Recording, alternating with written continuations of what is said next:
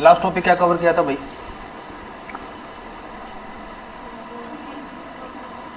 हाँ क्या? Measure of addict. एक बार वो बताना, क्या कहते हैं, वेस्टर्न मोस्ट रॉक एडिक्ट कौन सा है? देख के नहीं, वेस्टर्न मोस्ट कौन सा है?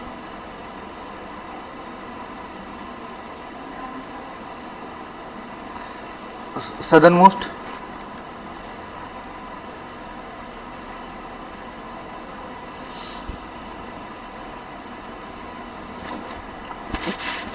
नोट्स बनाते बनाते हो गया है?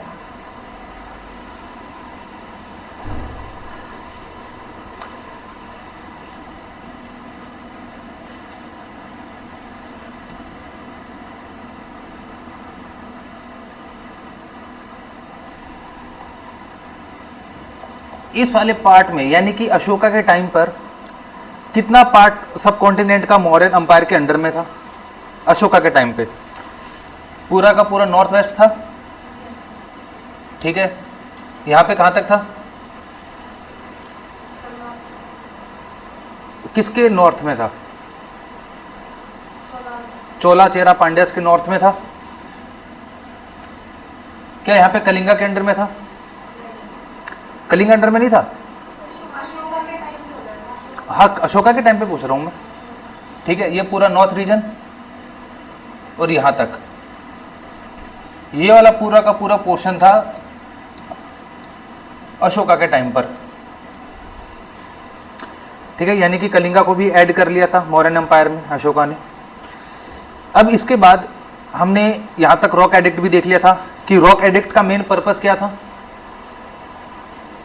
क्या मेन पर्पस था रॉक एडिक्ट्स का?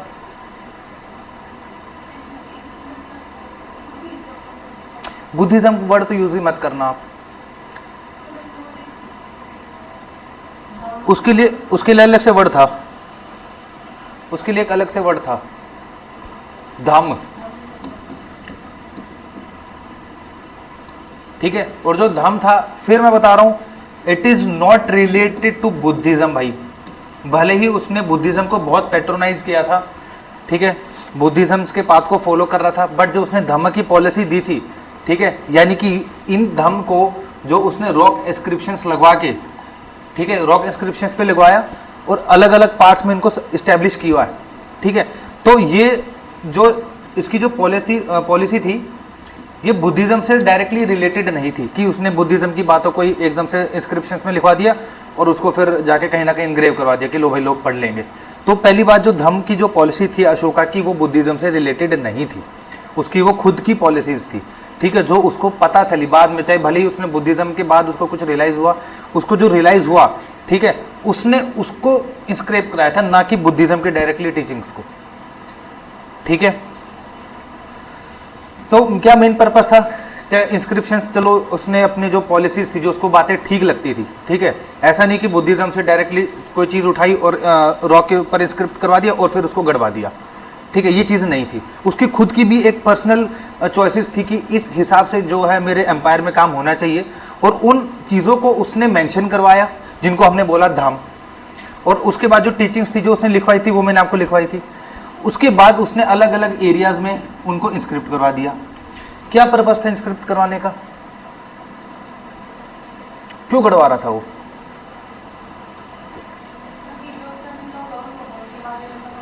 अपने भाई लोगों को उन चीजों को फॉलो करे, ठीक है भाई। जैसे फॉर एग्जांपल नोटिस बोर्ड पे आपका लगा हुआ है, क्यों लगा हुआ है? ताकि भाई कोई आता जाता उस चीज को पढ़ सके, टाइमिंग का पता चल सके, शेड्यूल का पता चल सके। तो सेम वहीं पे कि जो इंस्क्रिप्शंस लगे हुए थे अलग अलग जगह पे, ठीक है, तो कोई व्हाट्सएप ग्रुप तो नहीं था कि भाई पहुंच गया सबके पास मैसेज।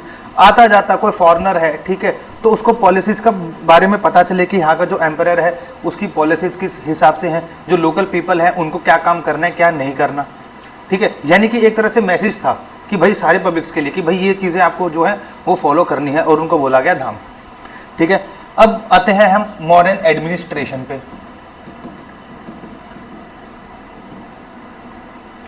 मॉडर्न एडमिनिस्ट्रेशन पे एक चीज बताओ, अब तक मौर्यन एम्पायर की कैपिटल क्या थी? अशोका के टाइम पे मौर्यन कैपिटल क्या थी? पाटलिपुत्र। ठीक है, ये था। ठीक है, जहां पे एक था सेंट्रल अथॉरिटी, यानी कि जो किंग था वो उसकी सीट यहां पे थी।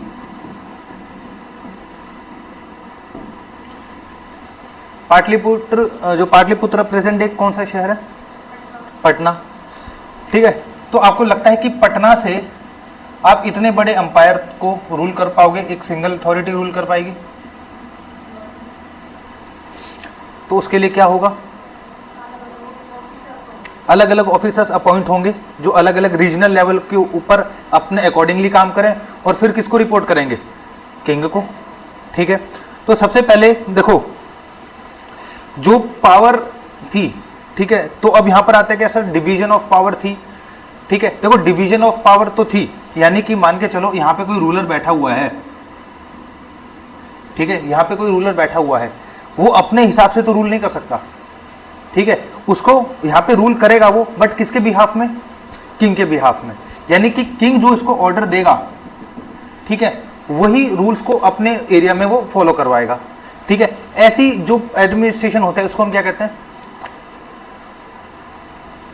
ऐसी एडमिनिस्ट्रेशन को क्या कहते हैं? फॉर एग्जाम्पल चलो आप रियल लाइफ में लो कि आपकी जैसे हरियाणा गवर्नमेंट है और सेंट्रल में गवर्नमेंट है। ठीक है, हरियाणा गवर्नमेंट जितनी भी पॉलिसीज लेके आ रही है, फॉर एग्जांपल बुढ़ापा पेंशन, ठीक है, अनाज के लिए जो भी वो चीज़ें इम्प्लीमेंट कर रही है अपने लोकल रीजन पे, वो सारी की सारी सेंटर के कहने पे कर रही हैं। ठीक है, और ये आगे फिर लोगों तक पहुंचा रही है। यानी कि हरियाणा गवर्नमेंट की अपनी, फॉर एग्जांपल कोई डिस्क्रिशनरी नहीं है, मतलब उसकी अपनी मर्जी से कोई वो पॉलिसी को इम्प्लीमेंट नहीं कर सकता। यानी कि सारी की सारी सेंट्रल गवर्नमेंट हरियाणा गवर्नमेंट को बता रही है, और हरियाणा गवर्नमेंट लोगों तक वो चीज़ें लेके आ रही है। सेम यहाँ पे जो किंग है वो उस रीजन के ऑफिसर को बता रहा है, और फिर वो ऑफिसर अपने लोगों में इम्प्लीमेंट करवा रहे हैं। ऐसी एडमिनिस्ट्रेशन को हम क्या कहते हैं?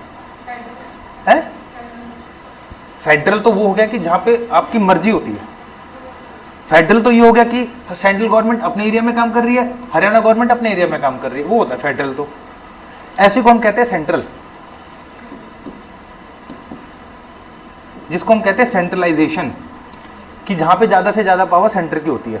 फेडरल में तो क्या होता है? फेडरल में तो मतलब पावर डिवीजन होती है एक्चुअली में, कि सेंट्रल गवर्नमेंट हरियाणा गवर्नमेंट के कामों में ज्यादा इंटरफेयर नहीं कर सकती।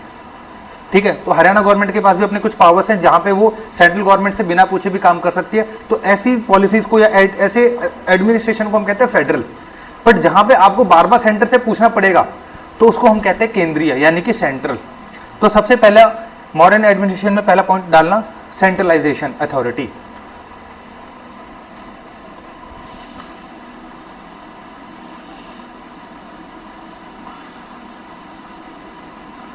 ठीक है, modern administration was the centralisation authority. Centralisation का मतलब फिर मैं बता देता हूं, ये हो गया जहां पे किंग, ठीक है, जो किंग है उसके पास है सबसे ज्यादा पावर। भले ही उसके रीजन में कोई ऑफिसर बैठा हुआ है जो उसके बिहाफ में काम कर रहा है, ठीक है, बट इसके पास अपनी कोई भी पावर नहीं है। ठीक है, फॉर एग्जांपल इसका ये पूरा एरिया है, ठीक है, ये अपनी मर्जी से इस एरिया में एक रूल भी को लागू नहीं करवा सकता। अगर लागू करवा सकता फॉर एग्जांपल, तो हम इसको, इस अथॉरिटी को हम कहते हैं फेडरल अथॉरिटी या फेडरल टाइप ऑफ सिस्टम। ठीक है, जहां पे सेंट्रल गवर्नमेंट कुछ अपने रूल्स बनाती है और जो लोकल है वो अपने रूल्स बनाता है, उसको हम कहते हैं फेडरल। बट जब इसके पास कुछ भी पावर नहीं है, यानी कि सारे के सारे डिसीजन ये लेके दे रहा है और फिर ये इंप्लीमेंट कर रहा है उनको, तो इसका मतलब ये होगा कि इसकी कोई पावर नहीं है, सारी पावर किसकी है? सेंटर की। तो इसको हम कहते हैं सेंट्रलाइजेशन। ठीक है, तो मॉडर्न अंपायर, जो मॉडर्न एडमिनिस्ट्रेशन था, वो टोटली था सेंट्रलाइज अथॉरिटी। सेकंड, हमने ये देखा था, अच्छा ये बताना थोड़ा आपका रिवीजन हो जाएगा, किस टाइम पे किंग अपने पास काउंसिल ऑफ मिनिस्टर, जिसको हम कहते हैं मंत्री परिषद, रखना स्टार्ट कर गया था?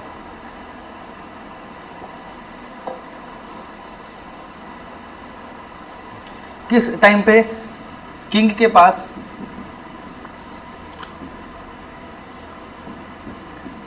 ठीक है। किंग के पास अपनी खुद की एक काउंसिल ऑफ मिनिस्टर थी कि उसके आसपास में कुछ लोग बैठे हुए हैं उसकी हेल्प करने के लिए।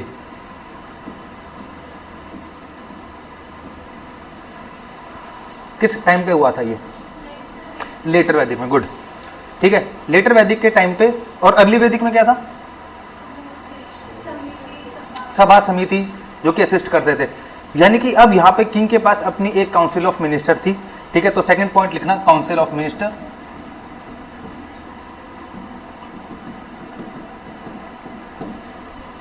पॉलिटी में पढ़ लिया आपने काउंसिल ऑफ मिनिस्टर? कितना काउंसिल ऑफ मिनिस्टर की स्ट्रेंथ कितनी हो सकती है?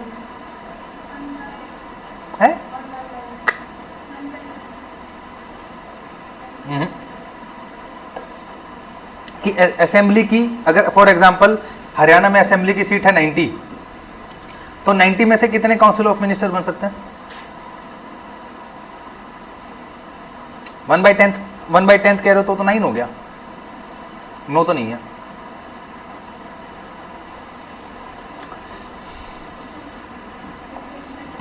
%15। और 15% ये जो आइडिया है किस अमेंडमेंट के थ्रू आया था?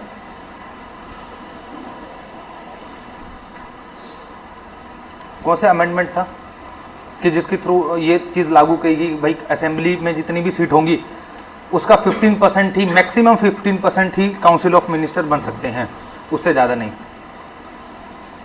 90s में है। चलो ये तुम्हारा पॉलिटी का council of minister, second point, ठीक है। यानी कि किंग हैड इट्स ओन मंत्री परिषद। काउंसिल ऑफ मिनिस्टर, मंत्री परिषद होता था किंग के पास अपना।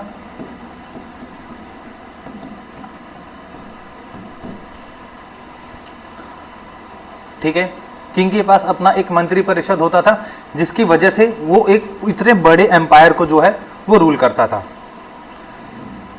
इन काउंसिल ऑफ मिनिस्टर्स में कौन कौन होते थे?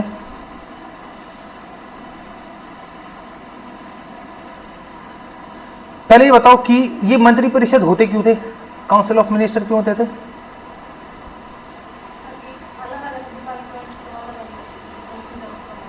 हाँ, टू असिस्ट द किंग,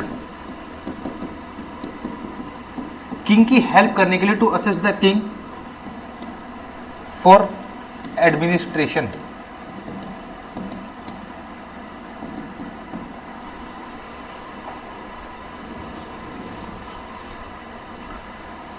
ठीक है, to assist the king for the administration, यानी कि किंग की हेल्प करने के लिए कुछ मिनिस्टर्स या कुछ मंत्री परिषद होते थे जो किंग के साथ रहते थे। अब इस मंत्री परिषद में कौन कौन होते थे?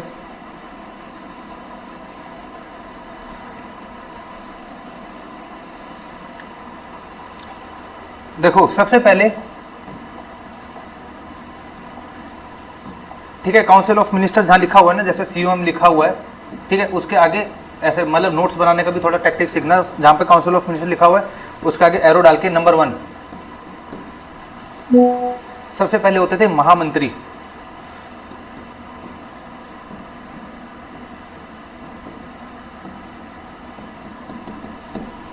महामंत्री,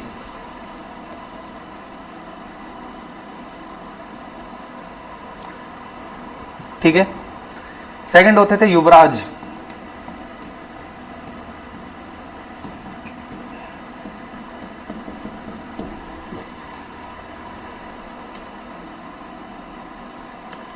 युवराज मतलब, युवराज मतलब, हाँ ठीक है। और महामंत्री मतलब, महामंत्री मतलब यानी कि मंत्री परिषद में भी जो सबसे हाईएस्ट पोजीशन पर है, ठीक है, उनको कहते थे महामंत्री। सेकंड होते थे पुरोहित।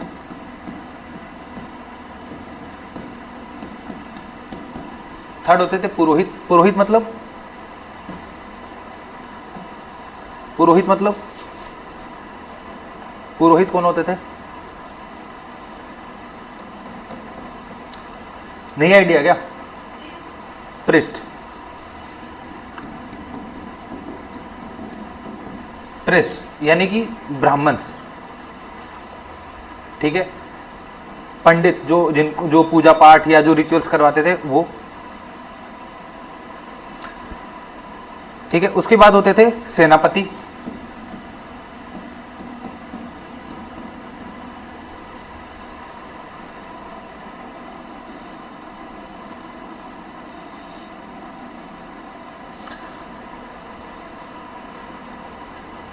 ठीक है, इनके होते थे फिर सेनापति, जो कि होते थे मिलिट्री कमांडर इन चीफ, ठीक है।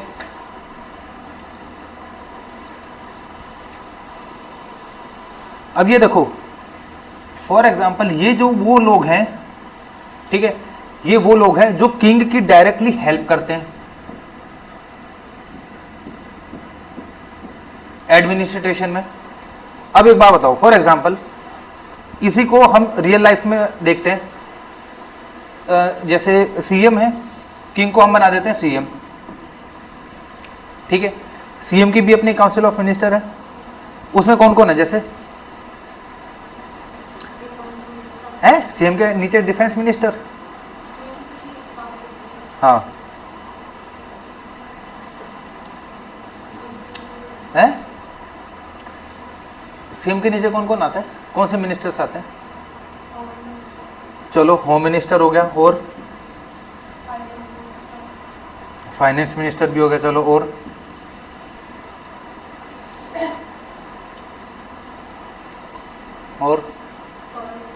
है फॉरेन, सीएम के नीचे वो पीएम के नीचे होते हैं, ये सीएम लिखा तो है, चीफ मिनिस्टर लिखो यहाँ पे,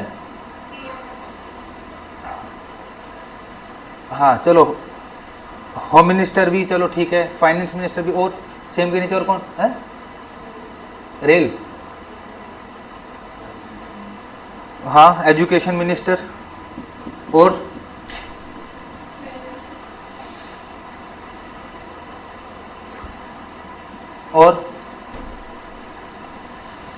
भाई होम मिनिस्टर, फाइनेंस मिनिस्टर, ठीक है, आपका एजुकेशन मिनिस्टर हो गया, सेकंड ट्रांसपोर्ट मिनिस्टर भी होता है, जेल मंत्री भी होता है, मतलब काफी होते हैं, ठीक है। अच्छा एक बात बताओ, ये सारे क्या हैं, मिनिस्टर्स हैं, ठीक है, जिनको हमने क्या बोला, काउंसिल ऑफ मिनिस्टर्स। अच्छा अब इनको हेल्प करने के लिए कौन होता है, इनकी हेल्प के लिए कौन होता है, इनकी हेल्प के लिए और कौन होता है, हैं? कौन से ऑफिसर्स होते हैं, आईएएस आईपीएस नहीं, आईएएस एचसीएस ये होता है, ठीक है, जिनको हम क्या कहते हैं, सिविल ऑफिसर्स, ठीक है, सिविल सर्वेंट जिनको कहते हैं, जो इनको हेल्प करते हैं, ठीक है। तो यहां पर भी इनकी हेल्प करने के लिए सिविल सर्वेंट होते थे, जिनको हम कहते थे अमात्या,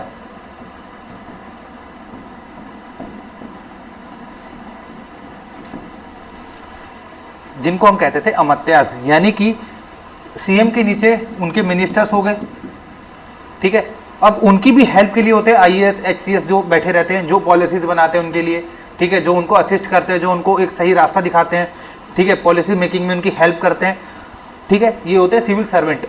यहाँ पे भी सेम, ये जो मंत्री परिषद है, इनकी हेल्प के लिए कुछ ऑफिसर्स अपॉइंट होते थे, जिनको कहते थे अमात्यास, ठीक है।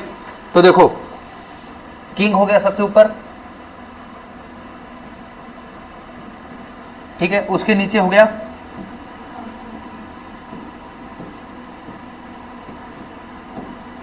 ठीक है, उनके नीचे क्या हो गए, काउंसिल ऑफ मिनिस्टर्स, या जिनको बोला हमने मंत्री परिषद, ठीक है। अब इन मंत्री परिषद के नीचे इनकी हेल्प के लिए, ठीक है, अभी हम किसकी बात कर रहे हैं, अभी हम सेंट्रल की बात कर रहे हैं, मतलब कैपिटल में क्या होता था, अभी हम कैपिटल्स की बात कर रहे हैं, एक सेंटर की, ठीक है। और इनके नीचे होते थे अमात्यास,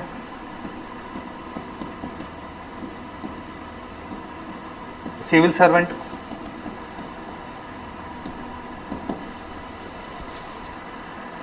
ये बात हो रही है सेंट्रल की, मतलब सेंट्रल में, यानी कि जो बिल्कुल कैपिटल में क्या सिस्टम होता था, जो कैपिटल में उनका जो फोर्ट होता था, वहां पे कौन कौन बैठता था, तो ये होते थे, ठीक है, किंग बैठता था, उसकी हेल्प के लिए बैठते थे काउंसिल ऑफ मिनिस्टर्स, और उनकी भी हेल्प के लिए बैठते थे इंपॉर्टेंट सिविल सर्वेंट्स जिनको कहते थे अमात्यास। यहां तक बनाना हो गया? यहां तक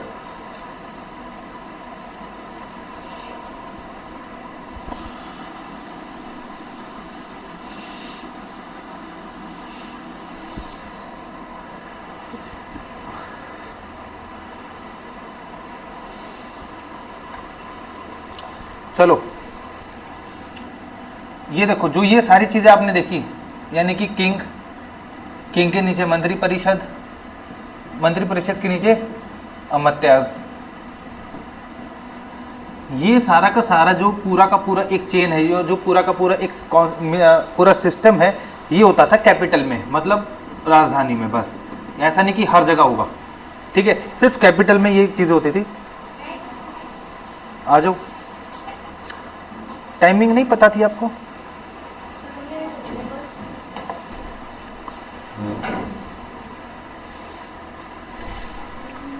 हाँ, आ जाओ सारे आ जाओ।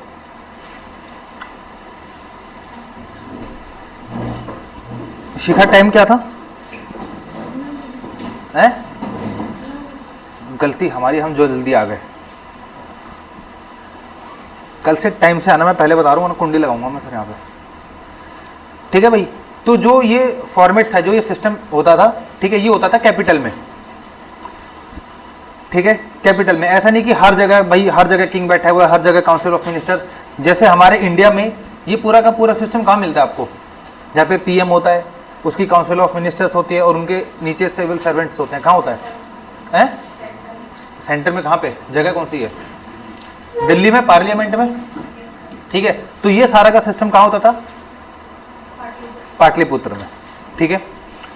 अब देखो, पूरे एम्पायर को, इतना बड़ा जो एम्पायर था, जहां पे अफगानिस्तान से लेके पूरा नॉर्थ में कश्मीर, साउथ में कर्नाटका तक, और ईस्ट में असम तक, इतने बड़े पूरे एम्पायर को, ठीक है, मौर्यन एम्पायर के इतने बड़े एम्पायर को 5 पार्ट्स में डिवाइड किया हुआ था, ठीक है। सबसे पहले होता था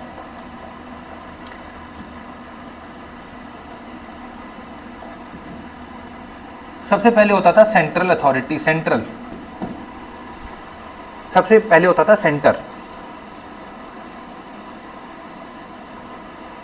ठीक है। सेंटर कहां पे? पाटलिपुत्र में, जहां पे बैठता था किंग,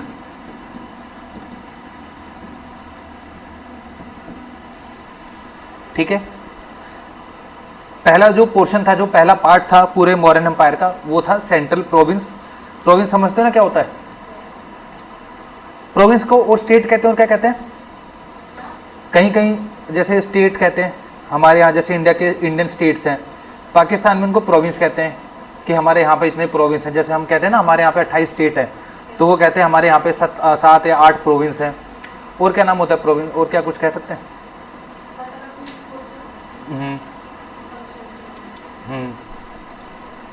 सत्रपी, ठीक है। तो ये था पहला पोर्शन, जहां पे सेंटर, यानी कि पाटलिपुत्र में एक रीजन जिसको बोला गया सेंट्रल प्रोविंस, पाटलिपुत्र वाला एरिया, ठीक है, जहां पे बैठता था किंग। किंग के पास होती थी अपनी काउंसिल ऑफ मिनिस्टर और प्लस अमात्यास, ठीक है। सेकंड जो पोर्शन होता था, वो होता था north province, northern province,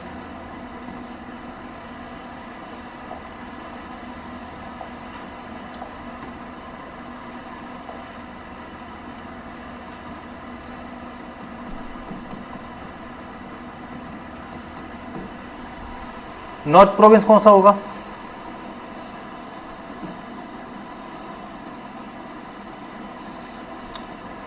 north province कौन सा कह सकते हैं आप मौर्यन एम्पायर का? जम्मू कश्मीर, अफगानिस्तान का जो ऊपर वाला एरिया है, ये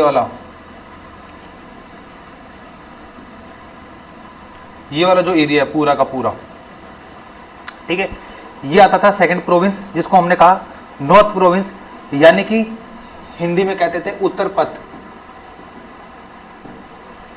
उत्तर पथ, UTTARAPATHA, उत्तर पथ। इस प्रोविंस की कैपिटल क्या होती थी? इस प्रोविंस की जो कैपिटल थी, जो यहाँ पे है, ठीक है, इसकी कैपिटल थी तक्षशिला।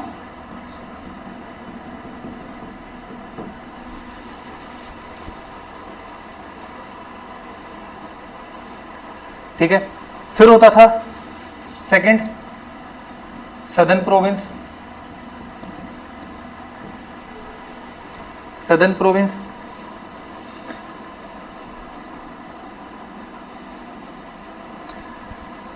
जिसको हम कहते थे दक्षिणपथ।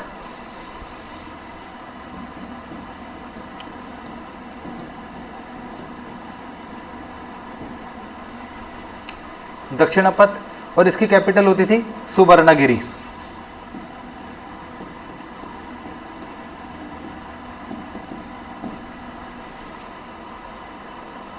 सुवर्णगिरी।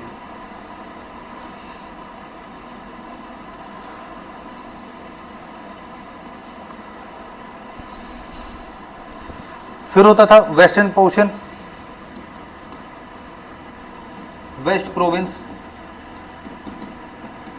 ये वाला एरिया पूरा का पूरा,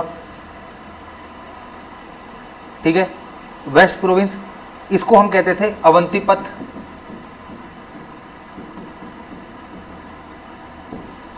अवंतीपथ, इसकी कैपिटल होती थी उज्जैन।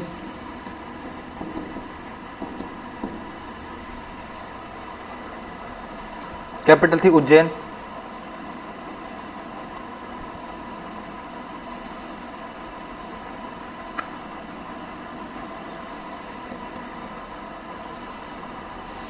और लास्ट में था ईस्टर्न प्रोविंस।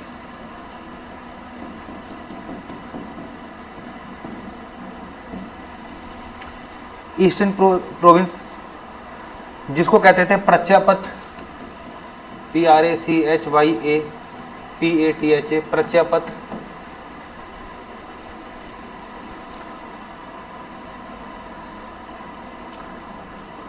कैपिटल कलिंगा।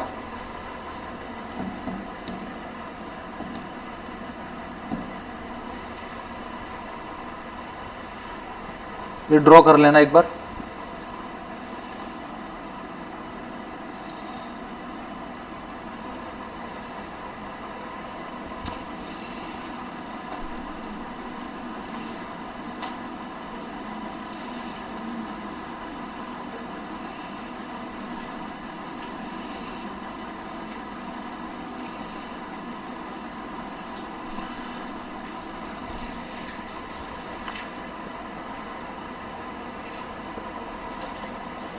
हो गया, कर दो भाई रब। देखो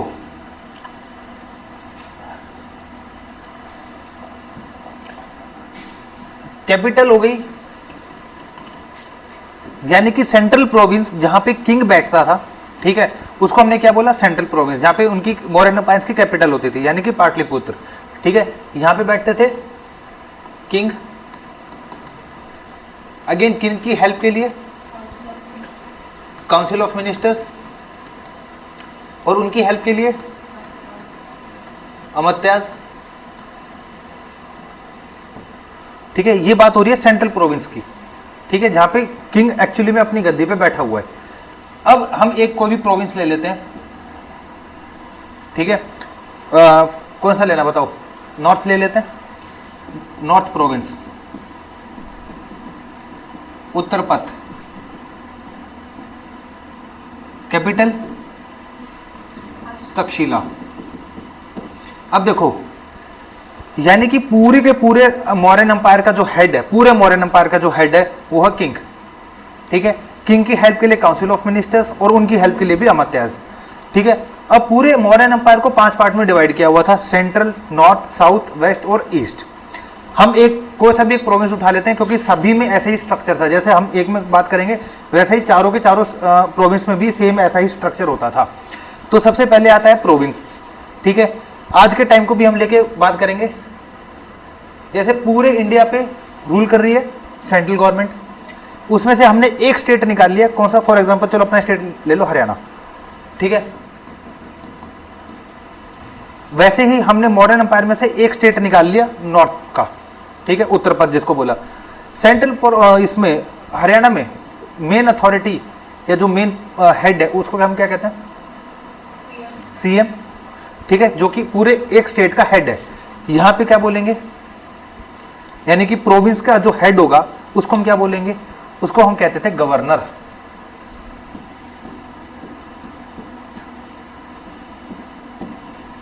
गवर्नर।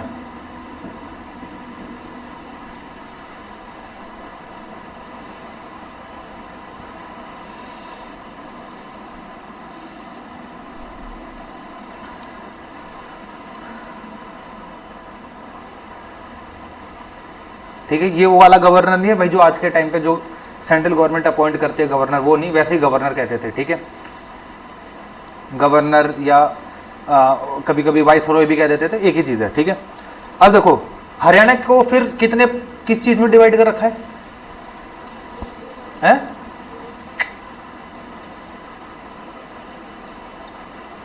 नो, हरियाणा को फिर किस चीज में डिवाइड कर रखा है? डिविजन्स में। हरियाणा में 6 डिविजन्स है। ठीक है, तो इस यानी कि इस प्रोविंस को भी, ठीक है, इस प्रोविंस को भी फॉर एग्जांपल हम डिवाइड कर देते हैं इसमें डिविजन्स में।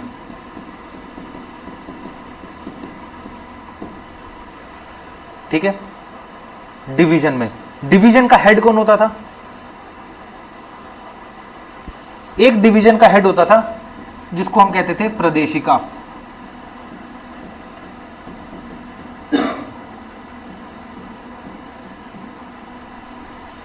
डिवीजन का हेड होता था प्रदेशिका।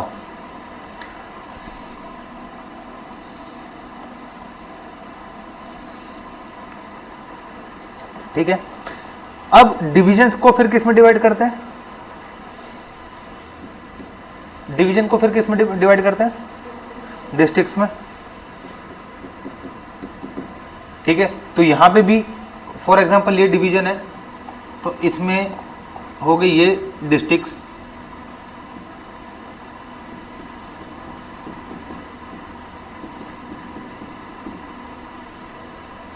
ठीक है, आज के टाइम पे डिस्ट्रिक्ट का हेड कौन होता है?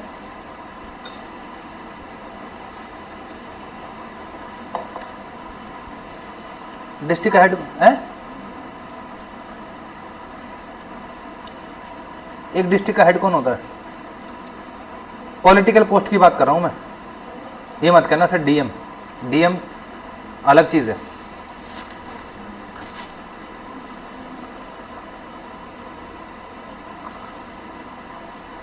मेयर कहते हैं कई बार। ठीक है, तो डिस्ट्रिक्ट का जो हेड होता था उसको हम कहते थे राजूकस।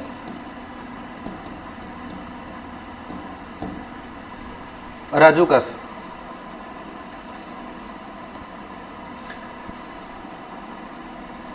ठीक है, और इस राजूकस की हेल्प करने के लिए जो ऑफिसर्स होते थे, अब मैं बात कर रहा हूं ऑफिसर की। It is not a political post. ठीक है, यानी कि वो अब पॉलिटिकल पोस्ट नहीं है। यहां पे डिस्ट्रिक्ट के हेड के लिए कौन होता है? अब कौन है डिस्ट्रिक्ट का हेड यहां पे? डीएम, जिसको हम कहते हैं। ठीक है, तो यहां पे जो सिविल सर्वेंट होता था जो इस राजूकस की हेल्प करता था उसको कहते थे युक्ता।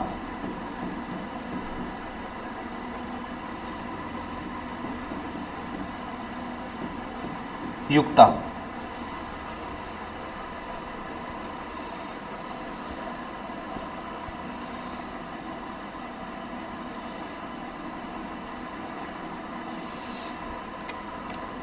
ठीक है, और उसके बाद डिस्ट्रिक्ट को फिर किस पार्ट में डिवाइड करते हैं?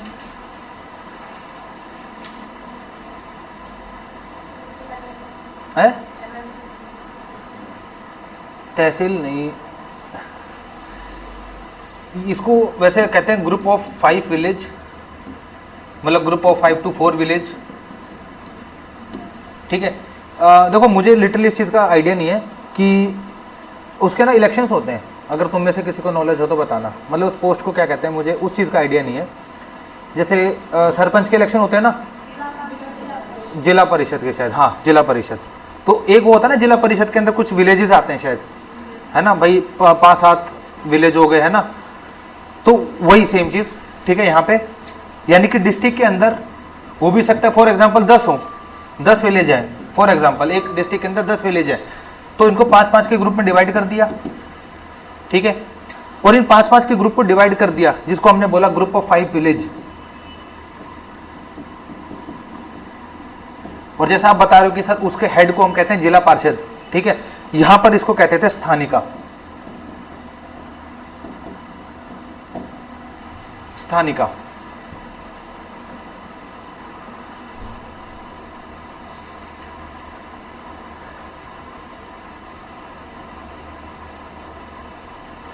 ठीक है, और बिल्कुल एक सिंगल, अब ग्रुप ऑफ 5 विलेज तो हो गया भाई स्थानिका, एक विलेज का हेड को क्या कहेंगे आज के टाइम पे, क्या कहते हैं, सरपंच, उस टाइम पे ग्रामीणी, ठीक है, एक विलेज को कहते थे ग्रामीणी।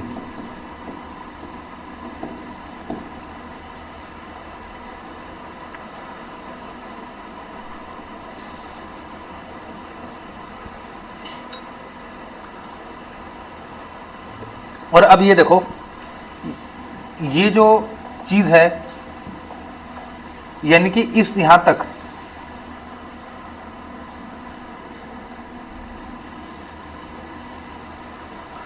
इस पूरे पोर्शन को जो किंग है वो अपॉइंट करता था, ठीक है। कि क्या छोड़ दिया हमने इसमें, ग्रामीणी, ग्रामीणी को लोग अपॉइंट करते थे, ठीक है, ग्रामीणी को लोग अपॉइंट करते थे। और इवन अगर ग्रुप ऑफ 5 विलेज भी अपॉइंट करना है तो किंग अपॉइंट करता था उसको, ठीक है। मतलब यहां तक, इस लेवल तक भी, बिल्कुल रूट लेवल तक भी किंग जो है वो हेल्प करता था, वो अपॉइंट करता था, ठीक है। और जब बात आती थी ग्रामीणी की, तो किंग को कोई लेना देना नहीं था ग्रामीणी से। ग्रामीणी कौन होता था भाई, जो लोग वहां के, जो गांव के लोग हैं, जिसको भी अपना हेड चुन ले, वो ग्रामीणी, ठीक है। बट अगर ग्रुप ऑफ 5 विलेज की बात आए स्थानिका की, तो इस टाइम पे जो किंग है वो इंटरफेयर करेगा कि कौन अपॉइंट हो रहा है, कौन नहीं हो रहा, तो उस चीज को मतलब वो अपॉइंट वो खुद करता था। बट जब बात होती थी एक सिंगल विलेज की, तो वो जो लोग थे वो खुद अपॉइंट कर लेते थे और वो बता देते भाई हमारा हेड तो ये है ग्रामीणी, ठीक है। पूरे को एक बार रिवीजन करते हैं।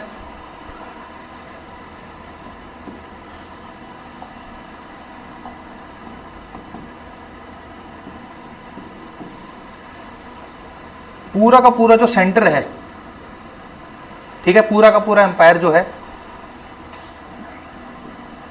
उसका हेड कौन हो गया, किंग। किंग किंग की हेल्प के लिए, और उसकी हेड के लिए अमात्याज, ठीक है।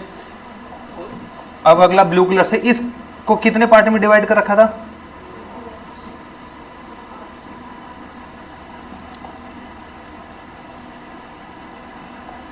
ठीक है, 5 पार्ट में डिवाइड कर रखा था, north, east, west and south and central province, ठीक है।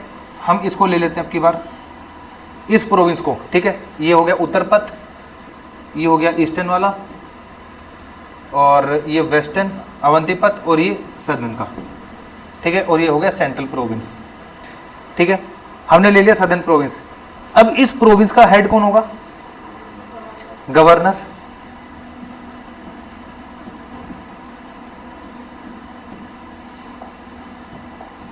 अब इस प्रोविंस को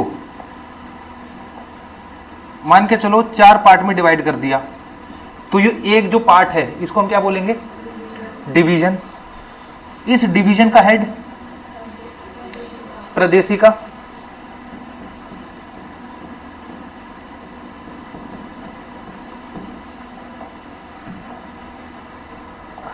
ठीक है। अब एक डिवीजन में फॉर एग्जांपल 4 डिस्ट्रिक्ट, इस डिस्ट्रिक्ट का हेड राजूकास, और उसकी हेल्प के लिए युक्ता।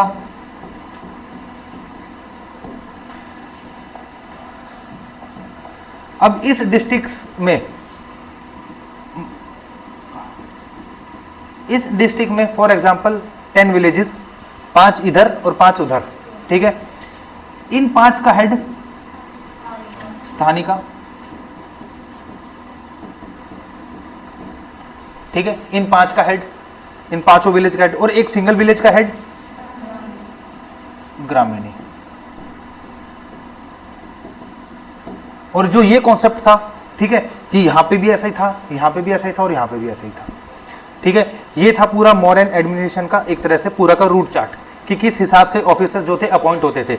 यानी कि जो काउंसिल ऑफ मिनिस्टर है उसमें भी किंग का इंटरफेयर रहेगा, अमात्यास में भी इंटरफेयर रहेगा कि किंग की मर्जी के बिना कोई भी अमात्यास अपॉइंट नहीं होगा कि अमात्या किसी को भी बना दिया। गवर्नर भी यही अपॉइंट करता था, ठीक है, प्रदेशी का भी यही अपॉइंट करता था, ठीक है, राजूकस भी यही अपॉइंट करता था, इवन युक्ता भी यही अपॉइंट करता था, ठीक है, स्थानीय का भी यही अपॉइंट करता था। पर ग्रामीणी यहाँ के लोकल पीपल अपॉइंट करते थे अपना हेड, ठीक है।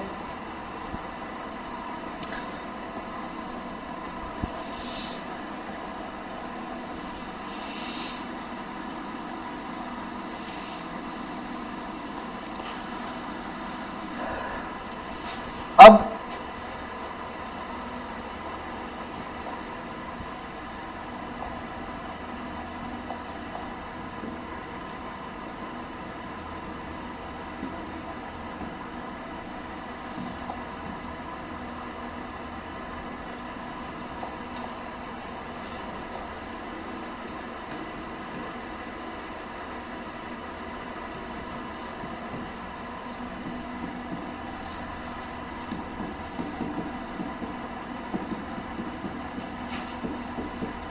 देखो हमने ये बात की थी कि डिस्ट्रिक्ट्स में विलेजेस होते हैं, ठीक है, ये बोला था कि डिस्ट्रिक्ट के बाद हमने विलेजेस में डिवाइड किया था, ठीक है, कि फॉर एग्जांपल यहाँ पे 10 विलेजेस हैं,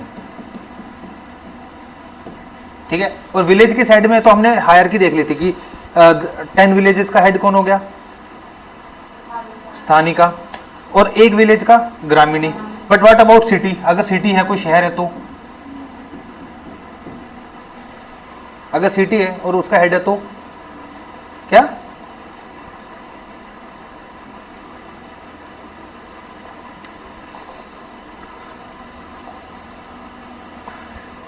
थोड़ा सा तेज बोला करो, मुझे आवाज तो आंसर तो दे रहा था कोई है, जिस हिसाब से आंसर दे रहे हो मैं भी उस हिसाब से पढ़ाने लग जाऊं। देखो ये है ना, ये होगा नगरी का,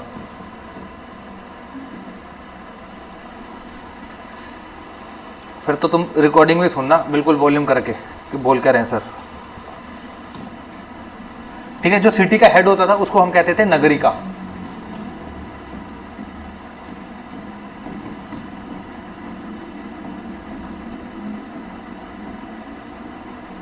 नगरी का।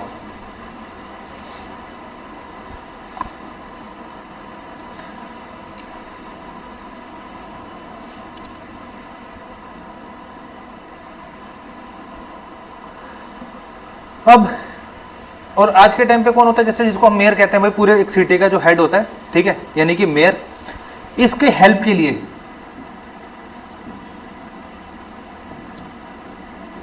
ठीक है, नगरिका की हेल्प के लिए 2 लोग होते थे, टोटल 2, हर जगह 2 ही होते थे,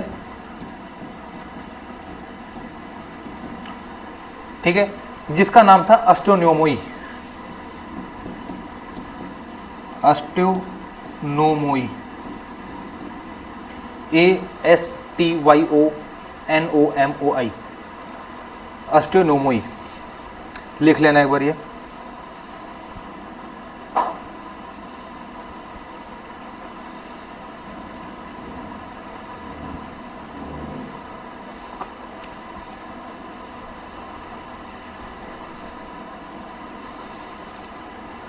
ठीक है, अब देखो हम बात कर रहे हैं सिटी की, ठीक है। सिटी में हमने ये देख लिया कि हेड को कहते हैं नगरिका,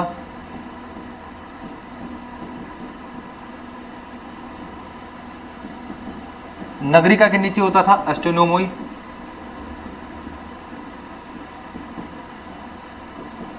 ठीक है, और इनके नीचे होता था म्युनिसिपल कमीशन,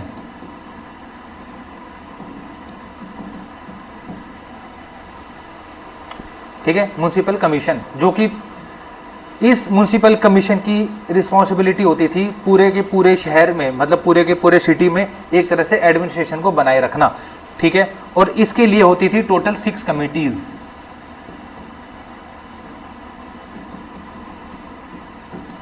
जैसे आज के भी टाइम पे होता है म्युनिसिपल में, देखा है? कहाँ है अपना म्युनिसिपल वाला? जगह ही नहीं बता, अंदर का खाक बताओगे?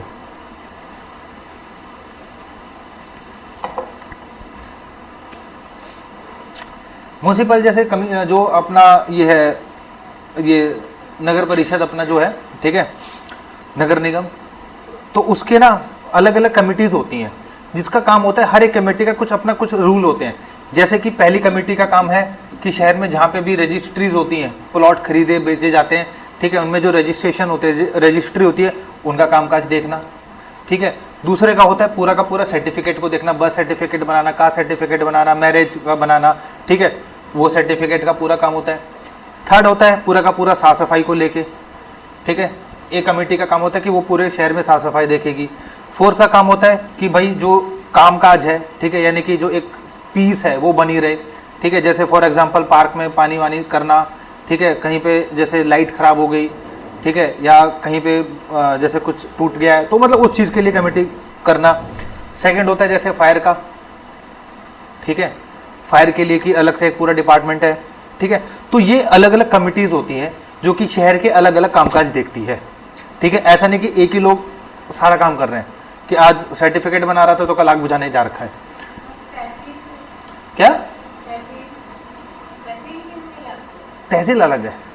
तहसील जो है वो एक तरह से पॉलिटिकल उसमें चली जाती है, तहसील का अलग काम है, ठीक है। तहसील का तो हाँ, अब आप कहोगे सर रजिस्ट्रेशन तो वहाँ होते हैं, ठीक है, पर आपकी जो रजिस्ट्री का पूरा जो रिकॉर्ड है, ठीक है, वो आपका इसमें होता है, क्या कहते हैं, म्युनिसिपल में, ठीक है।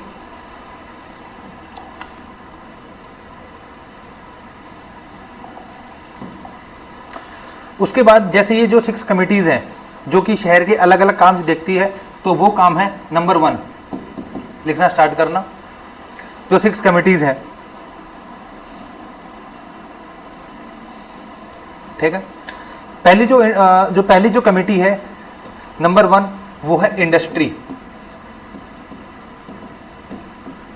इंडस्ट्रीज को लेके कि शहर में कहाँ कहाँ इंडस्ट्रीज है, उनसे रिलेटेड जो भी कामकाज होगा तो ये इंडस्ट्री वाली कमेटी देखेगी, ठीक है। सेकंड होता था रजिस्ट्रेशन। रजिस्ट्रेशन करना, रजिस्ट्रेशन किस चीज का करना, बर्थ का, डेथ का, मैरिज का, डाइवोर्स का, जो भी मतलब जितने भी वो होते थे रजिस्ट्रेशन, ठीक है, वो होते थे सारे के सारे, इसको अलग से कमेटी देखती थी,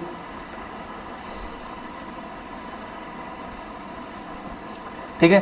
थर्ड जो कमेटी होती थी वो होती थी फॉरेनर्स के लिए,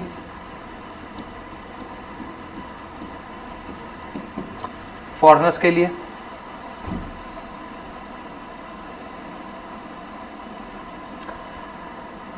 उसके बाद जो होती थी वो होती थी ट्रेड के लिए, कि पूरी सिटी में ट्रेड कैसा चल रहा है।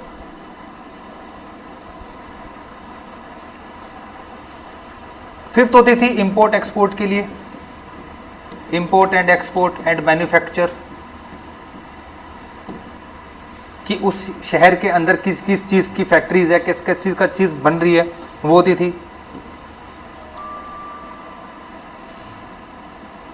ठीक है। और सिक्स्थ होती थी और लास्ट होती थी टैक्स के लिए, ठीक है, जो अलग अलग जो टैक्स लगते थे, ठीक है, उनको कलेक्ट करना, वो था एक और कमेटी का काम। यानी कि ये 6 कमिटीज थी जो कि हर एक सिटी के अंदर, मतलब मोरन नेपाल में जितनी भी सिटी हैं उसके अंदर ये 6 कमिटीज होती थी। इन कमिटीज का अलग अलग रोल हो गया ये, ठीक है। और ये किसको रिपोर्ट करेंगी,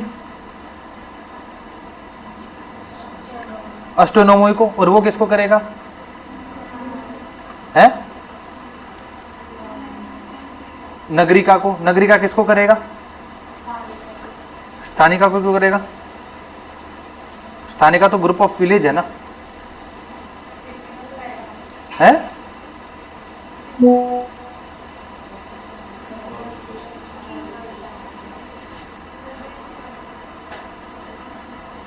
वो करेगा राजू कस को, डिस्ट्रिक्ट का हेड। भाई डिस्ट्रिक्ट के अंदर ही तो नगर है ना, ठीक है। और राजू कस किसको करेगा, प्रदेशिका को। प्रदेशिका किसको करेगा? है गवर्नर को। गवर्नर किसको करेगा? काउंसिल ऑफ मिनिस्टर्स को। ठीक है, काउंसिल ऑफ मिनिस्टर्स को। और काउंसिल ऑफ मिनिस्टर्स जो है, देखो पॉलिटिकल चल रहा है, गवर्नर जो है वो भी एक पॉलिटिकल पोस्ट है। ठीक है, और यहाँ पे उसके ऊपर भले ही अमात्याज है, बट अमात्य तो एक सिविल सर्वेंट है भाई। ठीक है, वो उनको थोड़ी ना बताएंगे, वो बताएंगे काउंसिल ऑफ मिनिस्टर्स को, और फिर काउंसिल ऑफ मिनिस्टर बताएंगे किंग को।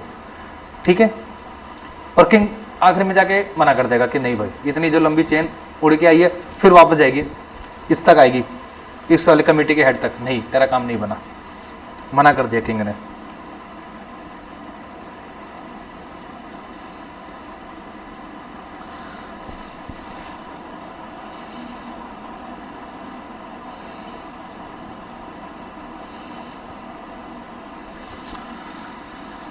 हाँ।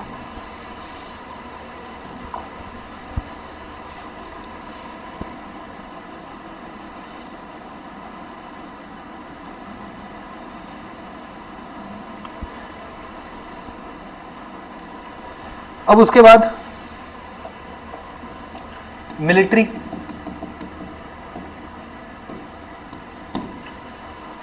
मौर्यन एम्पायर की मिलिट्री।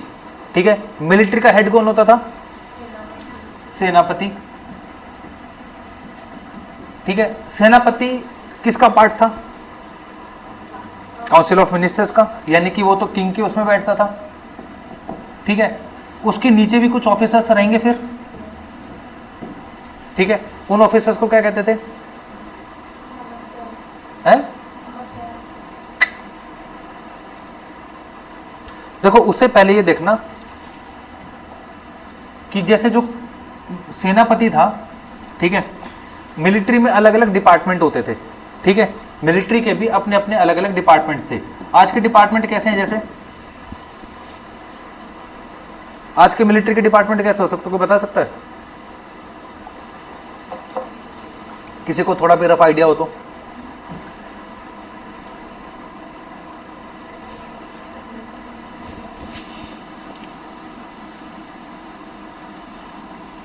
बता सकता है कोई कि अलग अलग जो मिलिट्री के कैसे कैसे डिपार्टमेंट हो सकते हैं सर?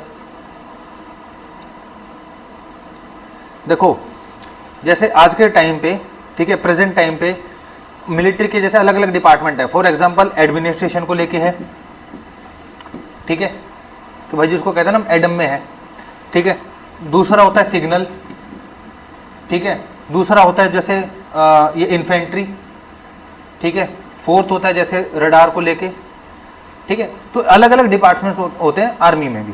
ठीक है, कि भाई जो हर कोई अलग अलग, जैसे कोई टैंक्स को देख रहा है, ठीक है, कोई सिग्नल्स को देख रहा है, कोई इन्फेंट्री है, ठीक है, कोई एडमिनिस्ट्रेशन को देख रहा है। ठीक है, तो यहां पर भी अलग अलग डिपार्टमेंट होते थे। ठीक है, सबसे पहले होता था इन्फेंट्री। पहला जो मिलिट्री डिपार्टमेंट था वो था इन्फेंट्री। इन्फेंट्री मतलब, इन्फेंट्री का क्या मतलब होता है? इन्फेंट्री का मतलब होता है पैदल सैनिक। ठीक है, पैदल सैनिक। सेकंड होते थे, सेकंड जो डिपार्टमेंट था वो था कैवलरी।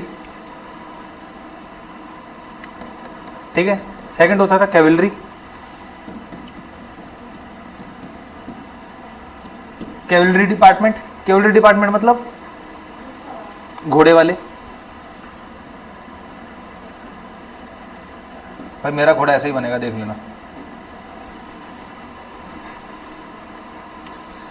ठीक है, थर्ड जो डिपार्टमेंट था वो था एलिफेंट वाला, जो कई सैनिक जो हाथी पे बैठ के आते थे आर्मी में।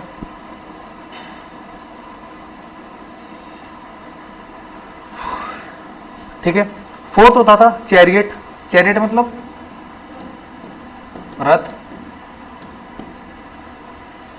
ठीक है, मैं रथ नहीं बना रहा वरना कहोगे सर ये तो रिक्शा है।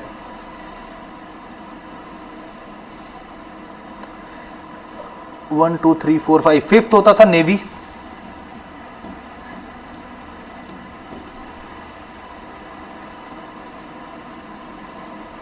ठीक है, और सिक्स्थ होता था, जो लास्ट होता था, वो था आपका ट्रांसपोर्ट।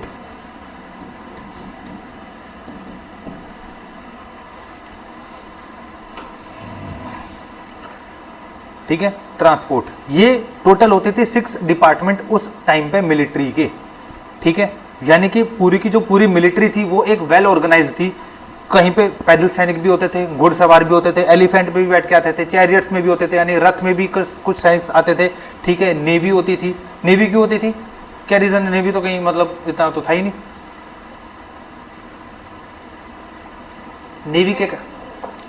नेवी की क्या रिक्वायरमेंट होती थी? और पहली बात, नेवी होती कहां थी ये बताओ? बे ऑफ बंगाल में या अरेबियन सी में? दोनों में।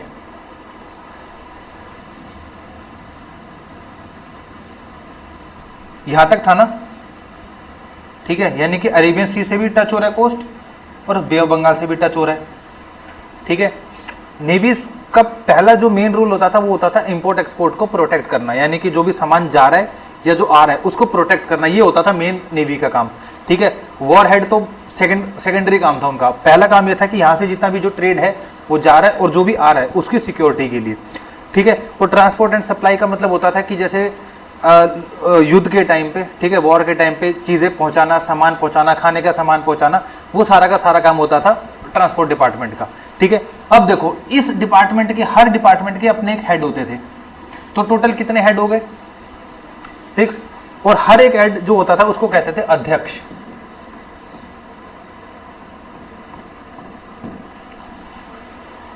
अध्यक्ष।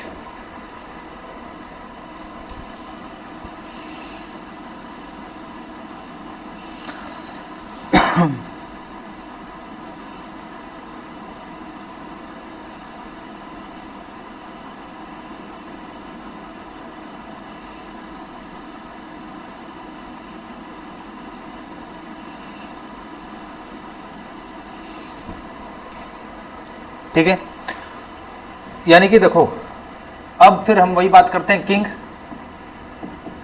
किंग में हो गई ये काउंसिल ऑफ मिनिस्टर्स। ठीक है, जिनमें ये बैठा हुआ है कौन? सेनापति। ठीक है, इस सेनापति के अंडर में कौन है? अध्यक्ष। यही है। ठीक है, अध्यक्ष है, यानी कि अध्यक्ष जो है वो किसका हेड है? किसी एक डिपार्टमेंट का। यानी कि ऐसे कितने अध्यक्ष हैं? 6। और सारे के सारे रिपोर्ट किसको करेंगे? सेनापति को। ठीक है, अब देखो एनसीईआरटी में इसके नीचे भी दे रखा है कि इसके भी नीचे जो है, नहीं सॉरी एनसीईआरटी में, स्टैंडर्ड बुक्स में, एनसीईआरटी में नहीं है। ठीक है, कि अध्यक्ष के नीचे भी 5 मेंबर की एक बोर्ड होती थी इसको हेल्प करने के लिए, 5 मेंबर बोर्ड। यहाँ तक इंपॉर्टेंट नहीं है, इतना डीप में नहीं आता।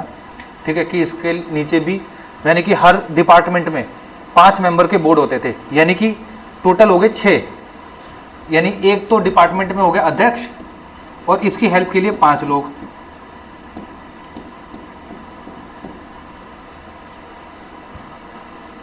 ठीक है, इसकी हेल्प के लिए 5 लोग। अब इतना डीप में वैसे जाने की जरूरत नहीं, बस अध्यक्ष तक याद रखना।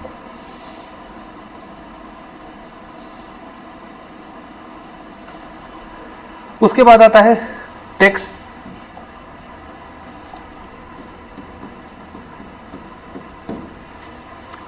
टैक्स कहां कहां से आ सकता था बताओ?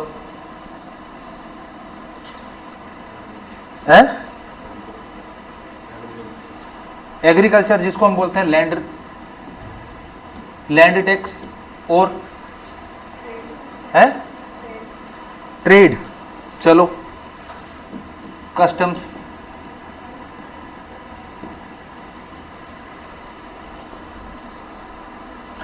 और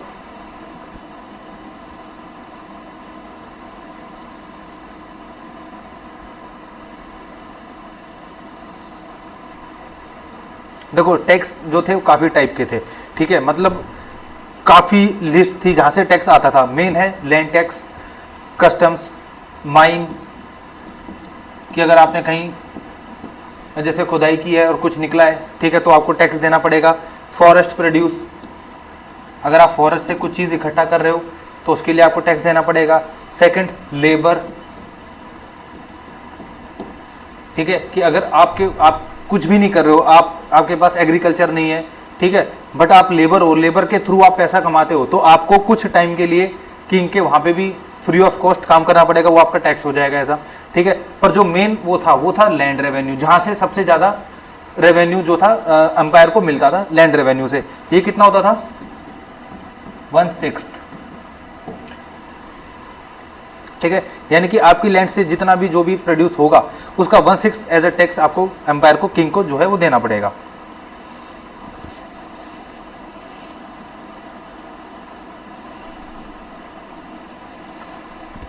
ठीक है, और अब इन जो टैक्स होता था, ठीक है, यानी कि पूरे जो टैक्स होते थे, इनका हेड कौन होता था? इनके हेड को कहते थे समर्था, SAMHARTA, समर्था, इंचार्ज ऑफ टैक्स कलेक्शन।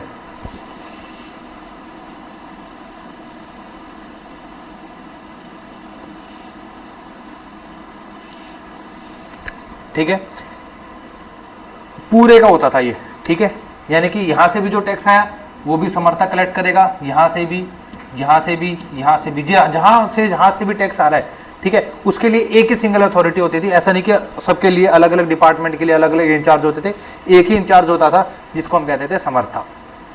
ठीक है,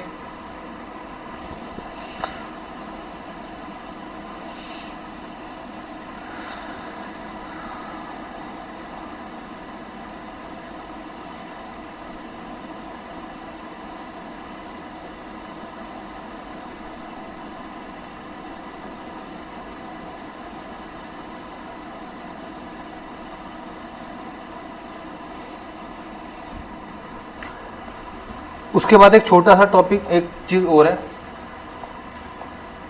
एक होता था चीफ जस्टिस।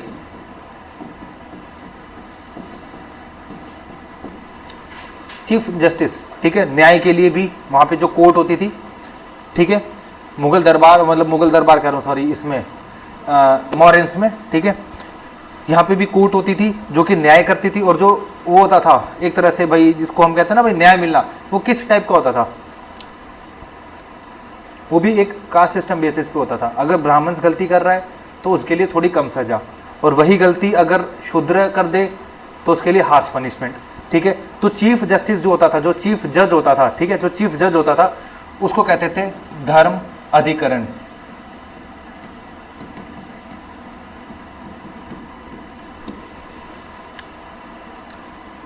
धर्म अधिकरण, चीफ जज।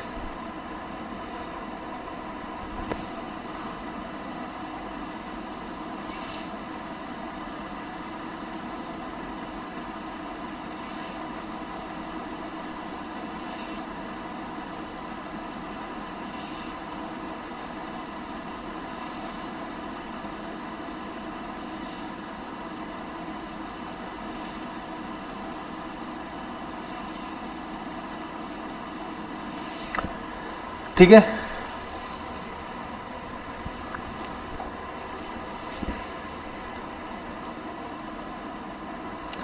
अब देखो उसके बाद क्या हुआ, अराउंड 232 BC, 232 BC तक अशोका की हो गई थी डेथ।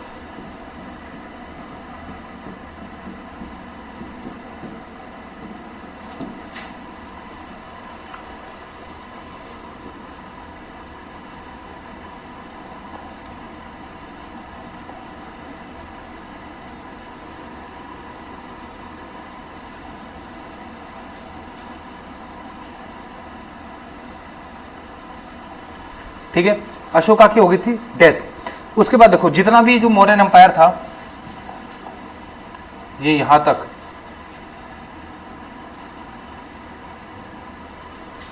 ठीक है, अब जब अशोका की डेथ हो गई थी, यानी कि अशोका के टाइम पर तो पूरे मौर्यन एम्पायर को अशोका ने इंटैक्ट करके रखा हुआ था। जैसे ही उसकी डेथ हुई तो ये हो गया दो पार्ट्स में डिवाइड।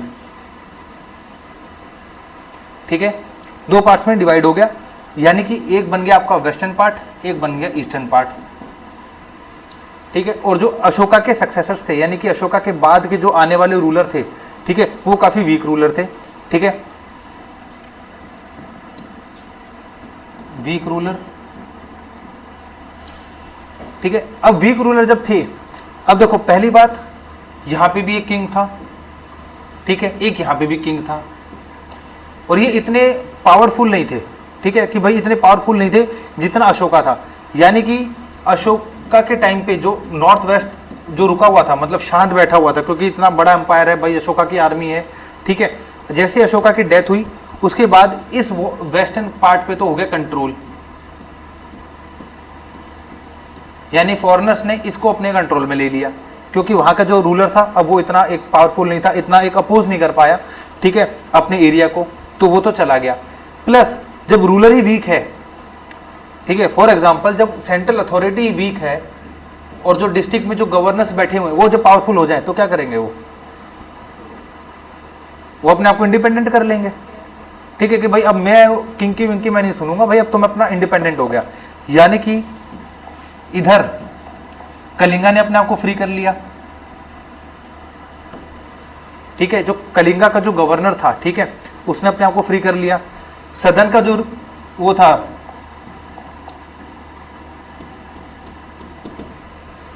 ठीक है, यानी कि सदन का जो गवर्नर था उसने आपको इंडिपेंडेंट कर लिया।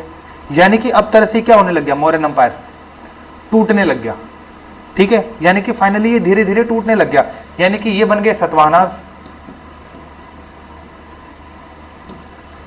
ठीक है, इन्होंने अपने आप को इंडिपेंडेंट कर लिया और एक नई जो थी जो डायनेस्टी थी वो शुरू कर ली, सतवाना डायनेस्टी, ठीक है। और यहाँ पे कलिंग, ठीक है, यानी कि ये वो थे प्रोविंस थे जो जो अब अलग हो चुके थे मौर्यन एम्पायर से, बट अभी भी जो पावर थी सेंट्रल वो कौन सी थी, पाटलिपुत्र थी, यहाँ पे पटना के पास, ठीक है। यहाँ पे रूलर जो है वो अभी भी बैठा हुआ है, ठीक है, वो देख रहा है कि जो मेरा अंपायर है वो डिटैच होता जा रहा है, हर कोई अपने आप को इंडिपेंडेंट कर रहा है, क्योंकि जो मेन रूलर है जो किंग है वो इतना पावरफुल नहीं है, उसकी कोई सुन नहीं रहा है, ठीक है, पूरा का पूरा एडमिनिस्ट्रेशन खत्म हो चुका है। इसके एडमिनिस्ट्रेशन में, ठीक है, यानी कि जो किंग था,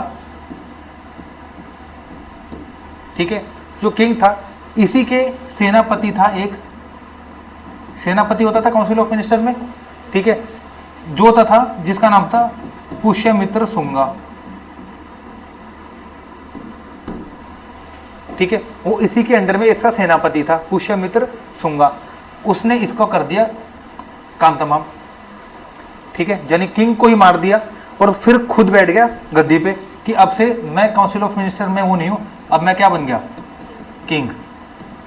यानी कि मौर्यन एम्पायर खत्म और मेन पावर पे जो बैठा है अब कौन बैठा है, पुष्यमित्र शुंगा, यानी कि अब नई डायनेस्टी शुरू हो गई, शुंग डायनेस्टी,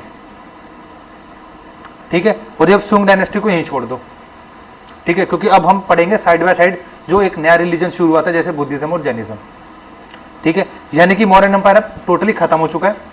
मौर्यन एम्पायर अशोका के डेथ के बाद नॉर्थ वेस्ट को तो फॉरेनर्स ने कैप्चर कर लिया, ईस्टर्न पार्ट में डिटैच हो गया, गवर्नर्स ने अपने आप को जो है वो इंडिपेंडेंट कर लिया, ठीक है। किंग जो है वो अभी भी सेंटर पे बैठा हुआ था, पाटलिपुत्र पे अभी भी वो बैठा हुआ था, और जब तक आप सेंटर को कैप्चर नहीं करोगे तब तक आप मेन पावर को कैप्चर नहीं कर सकते। तो पुष्यमित्र शुंगा जो था सेनापति था, उसने अपने ही रूलर को मार दिया, ठीक है, और रूलर को मारने के बाद खुद गद्दी पे बैठ गया, और खुद गद्दी पे बैठने के बाद मौर्यन एम्पायर को तो किया खत्म और नई स्टार्ट कर दी शुंग डायनेस्टी, ठीक है। 5 मिनट का ब्रेक ले लो फिर करते हैं स्टार्ट।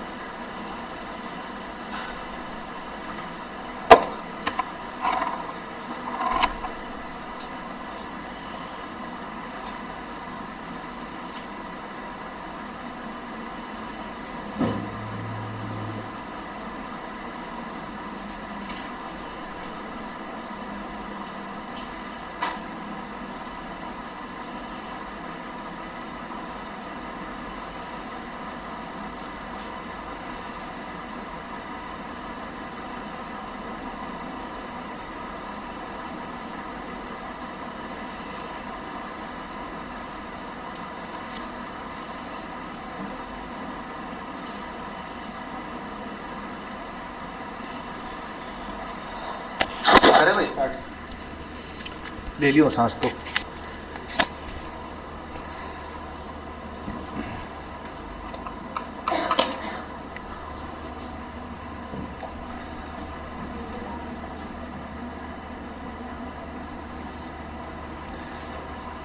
हमारा महाजनपद एज जो है वो कब से स्टार्ट हुआ था?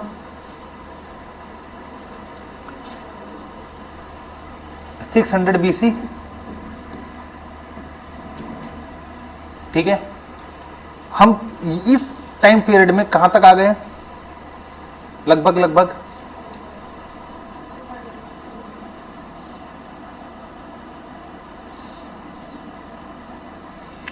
टू, हम आ चुके हैं लगभग 180 BC तक, ठीक है। 180 BC ऐसे क्योंकि देखो 230 में तो उसकी डेथ हो गई थी, 232 230 की बात है, ठीक है। इस टाइम तक तो अशोका की हो गई थी डेथ। अशोका की डेथ के तुरंत बाद थोड़ी ना सुंगा डायनेस्टी आ गई थी। इसके बाद तो पहले वीक रूलर भी आए, ठीक है। वेस्टर्न और ईस्टर्न पार्ट में पहले मौर्यन एम्पायर डिवाइड भी हुआ। वेस्टर्न पार्ट को फॉरनर्स ने अटैक कैप्चर कर लिया, ईस्टर्न पार्ट जो है वो डिटैच होने लग गया, ठीक है। वीक रूलर आते रहे, फिर फाइनली लास्ट जो था, ठीक है, और उसका जो कमांडर इन चीफ था वो था पुष्यमित्र सुंगा, और फिर उसने उसको मारा।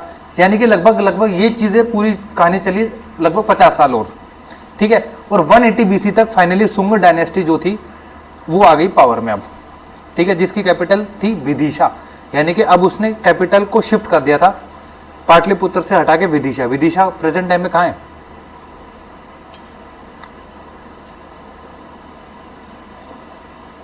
MP, ठीक है। अब ये देखो, ये कहानी तो यहां पे चल रही है 6th सेंचुरी BC में, जहां पर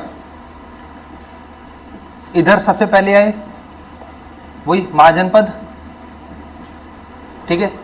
महाजनपद के बाद फिर हमने क्या पढ़ा? हरेंग डायनेस्टी, ठीक है, शिशुनाग, नंद डायनेस्टी, ये सब हरेंग, शिशुनाग, नंद डायनेस्टी।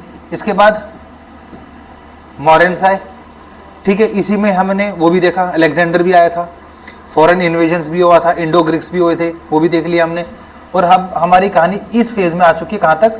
जब आ गया है सुंग डायनेस्टी, ठीक है। ये जो चीज़ें चली रही है इंडिया में, इसके पैरेलली एक दो नई फिलोसफीज जो है वो इस्टेब्लिश हो चुकी थी। कौन कौन सी? बुद्धिज्म और जैनिज्म, ठीक है। यानी कि वो भी साथ के साथ चल रही हैं। ऐसा नहीं कि अब सुंग डायनेस्टी के बाद हमने अपना बुद्धिज्म जैनिज्म स्टार्ट किया है तो अब आए हैं बुद्धिज्म जैनिज्म, वो भी साथ के साथ ही चल रहे हैं। इसी टाइम पीरियड से वो भी स्टार्ट हो चुके थे, ठीक है। तो सबसे पहले हम स्टार्ट करेंगे आज बुद्धिज्म।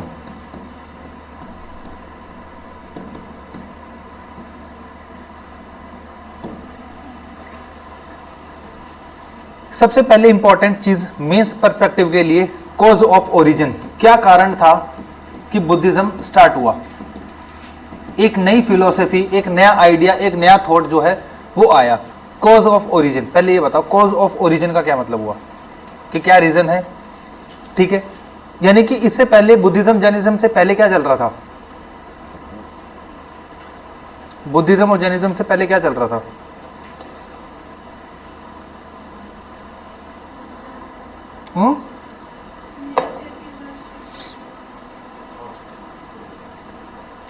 डोमिनेंस किसका चल रहा था? ब्राह्मणिज्म। तो उसको हम कहते हैं ब्राह्मणिज्म चल रहा था, ठीक है। जहाँ पे ब्राह्मण्स के लिखी द्वारा जो लॉ बुक्स थी, ठीक है, धर्मशास्त्रास थी, ठीक है, उनके अकॉर्डिंग सारी चीज़ें सोसाइटी में हो रही थी। तो कॉज ऑफ ओरिजिन, सबसे पहले क्या रीज़न हो सकता है बताओ?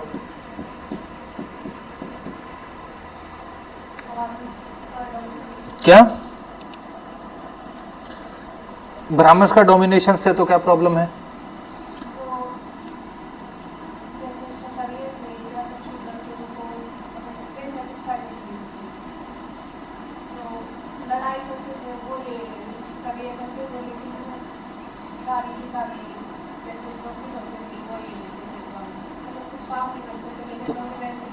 तो आप क्यों छोड़ रहे हो फिर?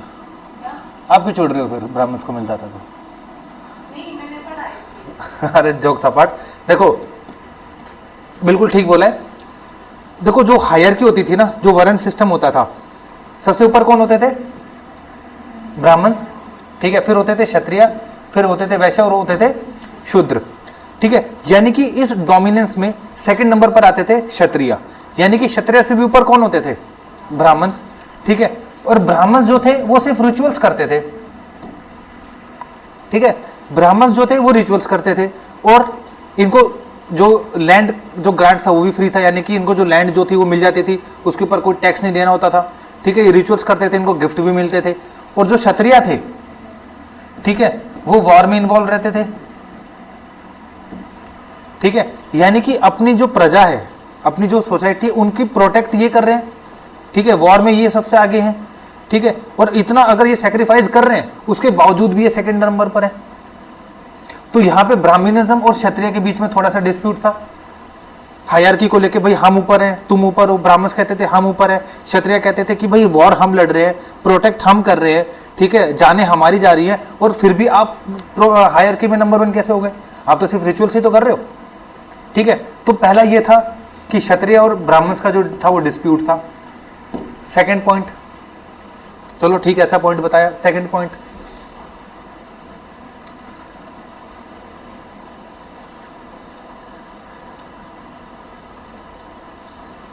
तो शुद्रास तो उनको जो इनके टेक्स्ट में वो पढ़ने अलाउड नहीं था कि वो पढ़ सकते थे, लेकिन जो बुद्धिज्म और जैनिज्म था तो उसमें डिस्क्रिमिनेशन नहीं था। चलो ठीक है। देखो, यानी कि जो लोअर कास्ट होती थी, ठीक है, जो लोअर कास्ट होती थी, यानी कि जो शूद्रास होते थे, और कहीं ना कहीं वुमेन्स की भी जो पोजीशन थी वो भी शूद्र के बराबरी मानी जाती थी, ठीक है। इनको कुछ अथॉरिटीज नहीं थी ब्राह्मण्स के टाइम पे, ठीक है। जब ब्राह्मणिज्म चल रहा था तो कुछ अथॉरिटीज नहीं थी, जैसे ये वेदास नहीं पढ़ सकते थे, ये किसी रिचुअल्स में नहीं आ सकते थे, ठीक है, इनको लॉ बुक्स पढ़ने का अलाउड नहीं था, इनको वेदास पढ़ना अलाउड नहीं था, यानी कि इनके साथ एक डिस्क्रिमिनेशन होता था, ठीक है। इनको कास्ट में सबसे नीचे दिखाया जाता था, यानी ब्राह्मण्स तो इनको मतलब इनसे तो दूर, मतलब इनका तो टच भी नहीं करते थे, इनके मतलब इनके साथ बैठ के खाना भी पसंद नहीं करते थे, यानी कि बहुत ज़्यादा इनके साथ ना एक डिस्क्रिमिनेशन होता था, भेदभाव होता था। और वही भेदभाव बुद्धिज्म और जैनिज्म ने खत्म कर दिया। उन्होंने क्या कर दिया, उनको सबको बराबर ला दिया कि भाई ब्राह्मण क्षत्रिय ये सब कुछ नहीं, सभी जो लोग हैं, चाहे वो ब्राह्मण का हो, चाहे क्षत्रिय का हो, चाहे वैश्य का, शूद्र, सब एक समान। तो लोअर कास्ट के लिए कौन सा ब्राह्मणिज्म अच्छा है, बुद्धिज्म अच्छा है? भाई जहां पर उनकी लाइफस्टाइल, जहां पर उनका जो डिजायर है वो फुलफिल होगा, वो वहां जाएंगे, ठीक है। वो फुलफिल कर दिया था बुद्धिज्म और जैनिज्म ने। तो जो लोअर कास्ट थे वो ज्यादा से ज्यादा सपोर्ट करने के लगे किसको? बुद्धिज्म और जैनिज्म को, ठीक है। थर्ड पॉइंट,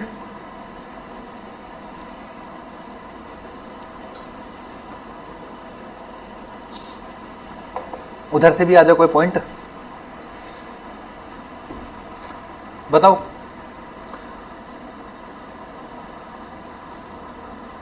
थोड़ा तो दिमाग में डालो चीजें, सोचो, बिल्कुल ये शांत बैठे रहते हो कि सर जब थर्ड पॉइंट लिखेंगे हम अपने आप ही लिख देंगे, तब फटाफट।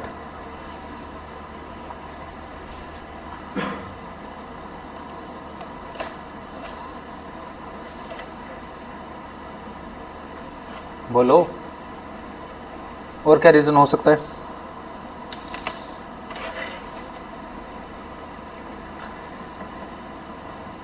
थर्ड रीजन है लैंग्वेज को लेके।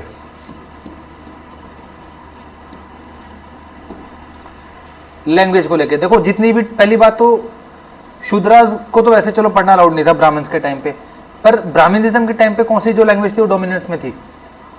संस्कृत, ठीक है। और संस्कृत हर किसी के लिए पल्ले नहीं पड़ती थी, ठीक है। भाई ये जो बुक्स हैं, एक तो पहले तुमने पढ़ने से मना कर दिया, और पढ़ रहे तो संस्कृत है, ठीक है, तो मतलब करे तो करे क्या। पर बुद्धिज्म और जैनिज्म ने जो अपनी टीचिंग्स हैं, ठीक है, जो अपनी प्रीच होते हैं, प्रीच का मतलब होता है एक तरह से ज्ञान देना, ठीक है, किसी के आगे अपनी बात रखना, प्रीचिंग, ठीक है, वो सारी की सारी रखी किसमें? प्राकृत में, प्राकृत लैंग्वेज में। और प्राकृत लैंग्वेज उस टाइम पे ऑर्डिनरी लोगों की लैंग्वेज होती थी, ठीक है, ऑर्डिनरी लोगों की लैंग्वेज होती थी। तो लोगों को ज्यादा से ज्यादा इन्वॉल्व बुद्धिज्म और जैनिज्म में मिल रहा था, क्योंकि भले ही वो हिंदुइज्म थे, मतलब ब्राह्मणिज्म के अंडर में अब तक रहे हैं, बट अब तक वो संस्कृत को नहीं सीख पाए, और जब तक उनको नहीं सीख पाए, ना वो ब्राह्मण से ज्यादा अटैच हो पाए, ठीक है, ना उनकी टीचिंग से अटैच हो पाए, क्योंकि संस्कृत भाई सब ऊपर से जा रही है, ठीक है। तुमने ये बोला करने को, संस्कृत में हमें समझ में आया करना है, हमने कर दिया, ठीक है, तुमने लात मार के फिर भगा दिया, क्योंकि हमें तो समझ ही नहीं आया। और वो लोग यूज करते थे प्राकृत, और प्राकृत ही बुद्धिज्म जैनिज्म ने लैंग्वेज चुनी कि भाई हम प्राकृत में अपनी भाषा, अपनी चीज़ों को हम प्राकृत में पढ़ाएंगे ताकि ऑर्डिनरी लोग तो समझ पाए। तो लैंग्वेज को लेके फोर्थ पॉइंट,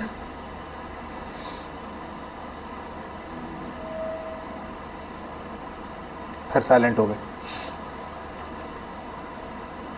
साक्षी बताओ फोर्थ पॉइंट सोच के।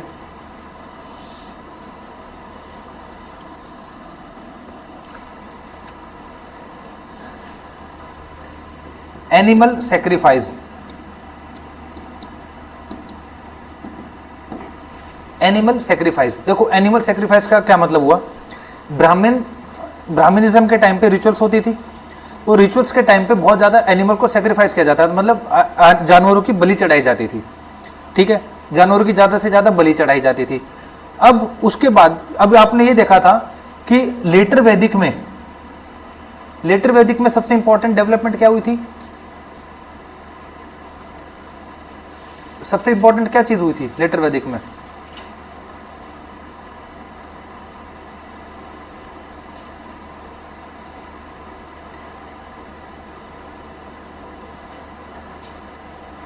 बिल्कुल ही ब्लैंक हो रखे हो क्या हुई थी इंपॉर्टेंट लेटर वैदिक में? आयरन हुआ था, आयरन आया था। हाँ भी नहीं कर रहे, नहीं आया था भाई, क्या आ गया था फिर? आयरन नहीं आया था तो ना आयरन में हाँ कर आए, ना आयरन में ना कर रहे हैं। कोई और आया था क्या, वो बता दो भाई। फिर प्लेटिनम आ गया था, हाँ आयरन आया था। आयरन की वजह से क्या हुआ था? हैं? आयरन की वजह से क्या हुआ था? लैंड का क्या एक्सपेंशन हुआ था? क्यों हुआ था? मतलब उन्होंने फॉरेस्ट को साफ कर दिया था। अब तक उनके पास तो स्टोन टूल होते थे, छोटे मोटे हथियार, जिनसे इतने बड़े जंगल साफ नहीं हो सकते थे। आयरन आया, ठीक है, नए नए वेपन्स बने, नए नए टूल बने, और उन टूल्स की वजह से पूरा का पूरा जंगल कर दिया साफ। साफ क्यों करा?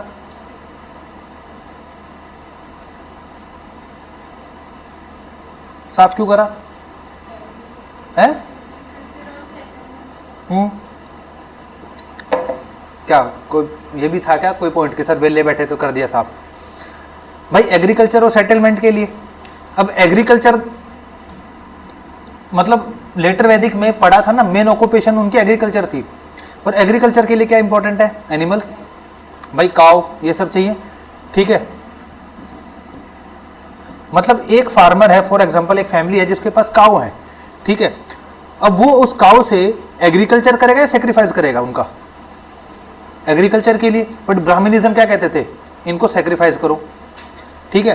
तो एनिमल सेक्रीफाइस होता था कि भाई अब तो एग्रीकल्चर डेवलप हुआ है, ठीक है, इतने बड़े हमने जंगल साफ कर दिए, एग्रीकल्चर जस्ट स्टार्ट हुआ है, और तुम कह रहे हो कि इन एनिमल्स को सेक्रीफाइस के लिए इनकी बलि चढ़ा दो। ब्राह्मणिज्म तो उनके ऊपर ज़्यादा फोकस करता था कि इनकी सेक्रीफाइस करो। और यहाँ पर इस टाइम पे तो एनिमल की रिक्वायरमेंट होती थी क्योंकि एग्रीकल्चर करना है। तो इस वजह से लोग जो थे वो बुद्धिज्म और जैनिज्म को फॉलो करने लग गए कि एटलीस्ट उधर जाके, क्योंकि बुद्धिज्म और जैनिज्म क्या कहता था? नॉन किलिंग, कि किसी चीज़ की कोई सेक्रीफाइस करने की जरूरत नहीं है। तो ये जो यहाँ के जो लोग थे वो ब्राह्मणिज्म को क्यों मानेंगे भाई? क्योंकि ब्राह्मणिज्म कह रहा है अपने काऊ को बलि में चढ़ा दो, बुद्धिज्म और जैनिज्म कह रहा है मत चढ़ाओ। तो मतलब ज़्यादातर जो उनकी रिक्वायरमेंट थी लोगों की वो सारी फुलफिल तो बुद्धिज्म और जैनिज्म कर रहा है, तो क्यों ना लोग उधर की तरफ शिफ्ट होंगे। तो ये रीज़न था, ठीक है। इसमें और देख लेता हूँ एक दो रीज़न। पहले ये लिख लेना कि लिख लिया।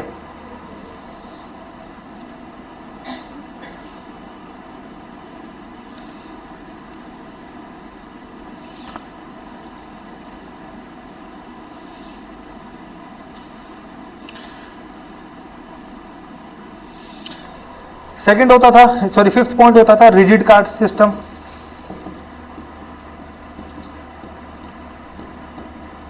बाकी वो वैसे इसी पॉइंट में कवर हो जाएगा, ठीक है। फिर भी लिख लेना एक fifth point, rigid caste system. Brahmanism और जैनिज्म में रिजिड कास्ट सिस्टम कौन से टाइम पर आया था? अर्ली वैदिक में, लेटर वैदिक में? रिजिड कास्ट सिस्टम की बात नहीं कर रहा, रिजिड कास्ट सिस्टम कब हुआ था कि लोगों में बिल्कुल अब एक तरह से बिल्कुल बाउंड्री, एक स्ट्रिक्ट बाउंड्री बन गई थी कि ब्राह्मणिज्म, क्षत्रिय, वैश्य और शूद्र है? ओह बोली शिखा। लेटर वैदिक में, ठीक है, लेटर वैदिक में ही रिजिड कास्ट सिस्टम शुरू हो चुका था, ठीक है। पर बुद्धिज्म और जैनिज्म ने इस कास्ट सिस्टम को माना नहीं माना, उनके लिए सब बराबर एक थे भाई, ठीक है। यानी कि जो भी बुद्धिज्म और जैनिज्म को फॉलो करेगा, चाहे वो ब्राह्मण हो चाहे क्षत्रिय हो, अगर तुमने बुद्धिज्म जैनिज्म को फॉलो कर लिया तो तुम एक समान हो, ठीक है। तो यानी कि जितने भी लोग बुद्धिज्म और जैनिज्म को फॉलो कर रहे थे, ठीक है, भले वो क्षत्रिय भी हो चाहे वैश्य भी हो, ठीक है, और इवन शूद्र, ओह केवीएस बन गया, ठीक है। यहां पे जाने के बाद उनका स्टेटस क्या हो गया? एकदम सेम, ठीक है। फिफ्थ सिक्स्थ पॉइंट होता था पैट्रोनाइज। याद है चंद्रगुप्त मौर्य जैनिज्म को कर रहा था, अशोका किसको कर रहा था? बुद्धिज्म को कर रहा था। यानी कि जब अगर आपका जो रूलर है, मेन रूलर जो है, वो ही किसी धर्म को फॉलो कर रहा है, तो जो उधर की प्रजा है वो भी थोड़ी बहुत शिफ्ट हो जाएगी कि भाई हमारा रूलर जब जैनिज्म को मान रहा है या जैनिज्म को ज़्यादा पैट्रोनाइज कर रहा है, ठीक है, जैनिज्म को ज़्यादा बढ़ावा दे रहा है, तो वो तो अपने आप ही ग्रो तो करेगा ही, तो ओरिजिन तो अपना आप होगा ही। अगर मान के चलो ये जो किंग है ये उनको अलाउ ना करते, ना उनको कुछ प्रीच करने के लिए अलाउ करते, ना उनको अपने धर्म की बात करने के लिए अलाउ करते, तो कहाँ से उनका ओरिजिन हो पाता? वो तो दबी जाते। बट उधर के किंग ने भी, जब ये किंग्स आए थे, इन्होंने भी बिल्कुल पैट्रोनाइज किया, कईयों ने जैनिज्म को किया, कईयों ने बुद्धिज्म को किया, और जब इनको किया, ठीक है, जब इनको पैट्रोनाइज किया, इनकी जो डेवलपमेंट थी वो अपने आप होने लग गई, लोग ज़्यादा से ज़्यादा इनके साथ जुड़ने लग गए, ठीक है। ये था एक sixth point, patronise by the emperor या रूलर्स।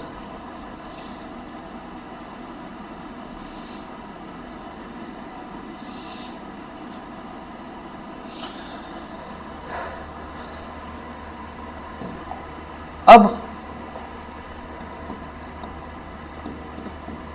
बुद्धिज्म को किसने स्टार्ट किया था? कौन लेके आया था बुद्धिज्म को? गौतम बुद्ध।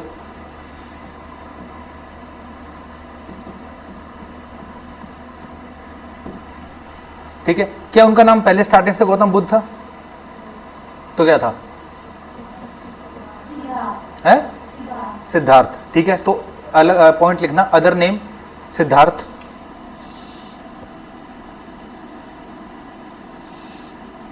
ठीक है, अदर नेम सिद्धार्थ। एक और नाम होता था साक्या मुनि।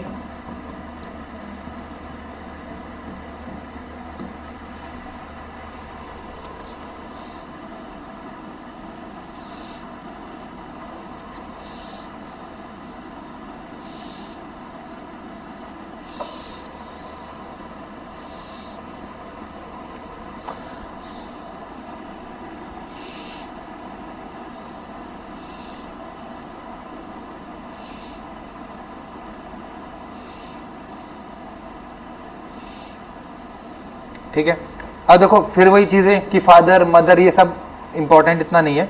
ठीक है, यहाँ पे इंपॉर्टेंट ही कर रहे हैं हम। बर्थ प्लेस क्या थी उनकी? देखो अब तक उनके नाम के साथ ना बुद्धा मत जोड़ना। ठीक है, भले ही हम अभी कह रहे हैं गौतम बुद्ध, पर लो मैं मिटाई देता हूँ, अभी तक ये गौतम बुद्ध नहीं है। ठीक है, इनके आगे अभी नाम के आगे बुद्ध नहीं जुड़ा है। ठीक है, अब तक इनको सिद्धार्थ, साक्या मुनि, ठीक है, या गौतम के नाम से जाना जाता था। Birth place Lumbini.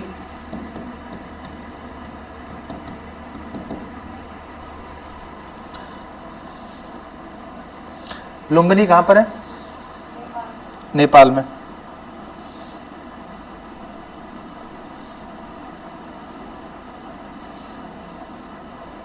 ठीक है, इनके टीचर का नाम?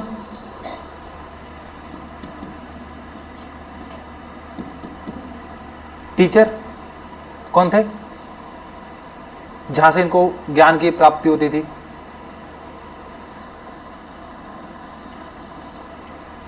टीचर थे अलाराकम, ALARAKAMA।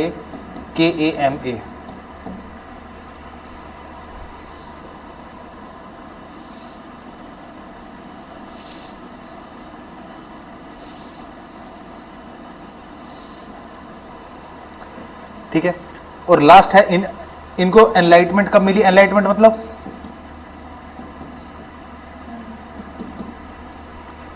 एनलाइटमेंट मतलब जब पूरा ज्ञान की प्राप्ति हो जाती है, ठीक है, यानी कि एक मेडिटेशन करने के बाद, ठीक है, जब इनको पूरी ज्ञान की प्राप्ति हुई थी, इसके बाद इनको बुद्ध का जो वो था, उनके नाम के आगे बुद्ध जुड़ा, जब इनको पूरी ज्ञान की प्राप्ति हो चुकी थी, ठीक है। एनलाइटमेंट कहाँ हुआ था इनको? बोध गया में, बोध गया बिहार, जहाँ पे उन्होंने एक बोधि ट्री के नीचे मेडिटेशन किया था, ठीक है। At the age of 33 he got enlightenment.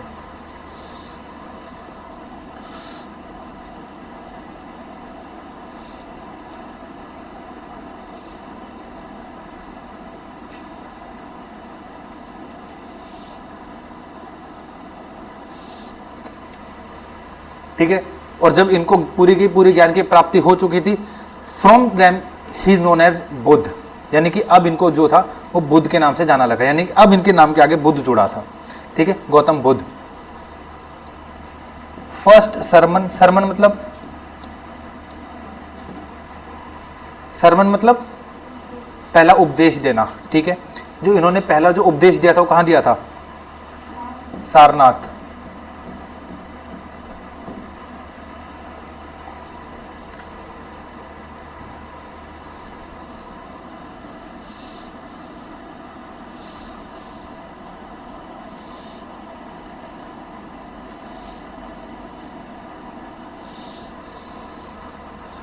उसके बाद आता है इंपॉर्टेंट इवेंट ऑफ बुद्धा।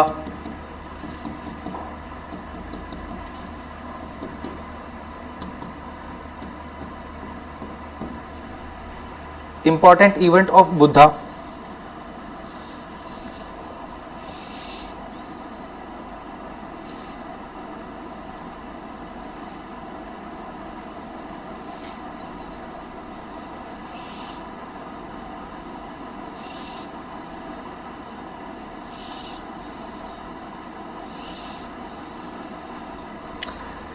जो कि होते हैं टोटल 5 इंपॉर्टेंट इवेंट्स।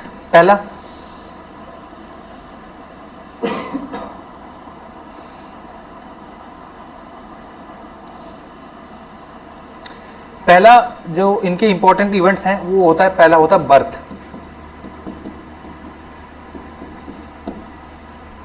ठीक है। बर्थ को इन्होंने रिप्रेजेंट किया है लोटस या बुल से। देखो ये चीज ना थोड़ा समझने की कोशिश करना, ये आगे जाके काम आएगी, ठीक है। यानी कि अभी तक फॉर एग्जांपल अभी तक जब मतलब बुद्धा के डेथ के बाद, ठीक है, जो लोग थे ना वो बुद्धा को उसकी इमेज नहीं बनाते थे, याद रखना, ठीक है। उनके सिंबल से उनको रिप्रेजेंट किया जाता था। यानी कि मान के चलो अगर दीवार पे कहीं लोटस है, ठीक है, लोटस का सिंबल बना दिया, इसका मतलब क्या है कि हम दिखा रहे हैं गौतम के बुद्ध को बर्थ, उसका जो बर्थ है हम वो रिप्रेजेंट कर रहे हैं, ठीक है। और यहीं पे बाद में जो बुद्धिज्म था वो 2 पार्ट्स में इसलिए डिवाइड हुआ था क्योंकि देखो बुद्धिज्म के स्टार्टिंग में बुद्धा की इमेज नहीं बनती थी। आज के टाइम पे बुद्धा की इमेज बनती है, सबके घरों में शायद वो होती है, ठीक है, वो सीनरी भी होती है बुद्धा की, ठीक है, उनके स्कल्पचर्स भी होते हैं, मूर्ति भी बनी होती है, मंदिर भी है, ठीक है। यानी कि पहले के टाइम पे बुद्धा की इमेज को नहीं बनाते थे, बाद में बनाने लग गए। तो यहाँ से भी बुद्धिज्म में डिवीजन हो गया था कि जो लोग उनके सिंबल्स को बनाते थे और उनसे रिप्रेजेंट कर देते थे, और कुछ लोग उनकी एक्चुअली इमेज बनाते थे, ठीक है। तो ये तो इसी चैप्टर में आगे तक आएगा। सेकंड होता था great renunciation. Great renunciation RENUNCIATION।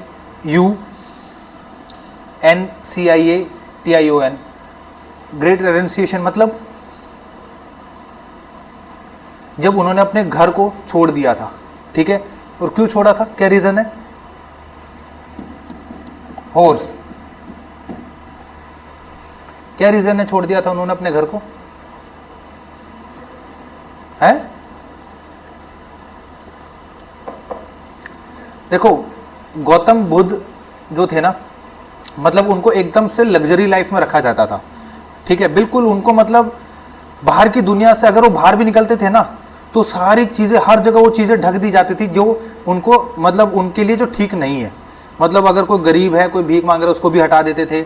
मतलब जब वो घर से बाहर निकलते थे तो उनके लिए ऐसा होता था कि हर, मतलब पूरी जो लाइफ है वो एक तरह से खुश मिजाज है। पर जब वो घर से बाहर निकले तो उन्होंने क्या क्या देखा, जैसे डेथ बॉडी है। हाँ, क्या क्या देखा बताओ साक्षी, क्या क्या था? हाँ, और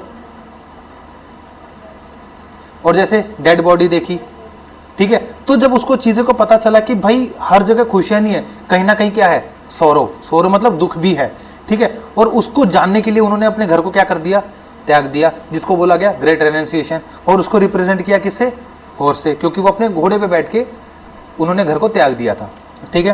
थर्ड, एनलाइटमेंट, यानी कि जब उनको पूरे ज्ञान की प्राप्ति हो चुकी थी, एनलाइटमेंट।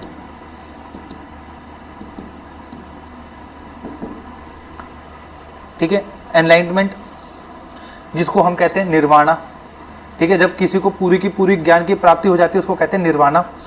और इसको किसे क्या था, ट्री से, सॉरी, उसे बोधि ट्री,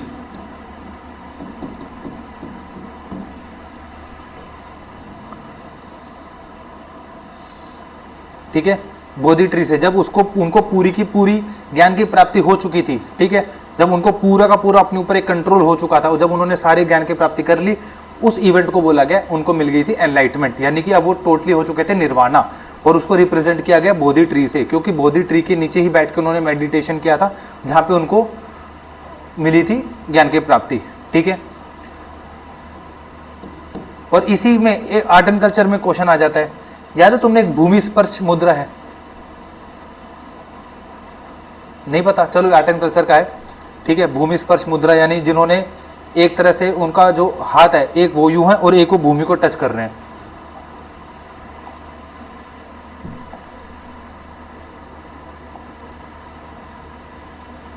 ये आर्ट एंड कल्चर में आएगा तुम्हारे।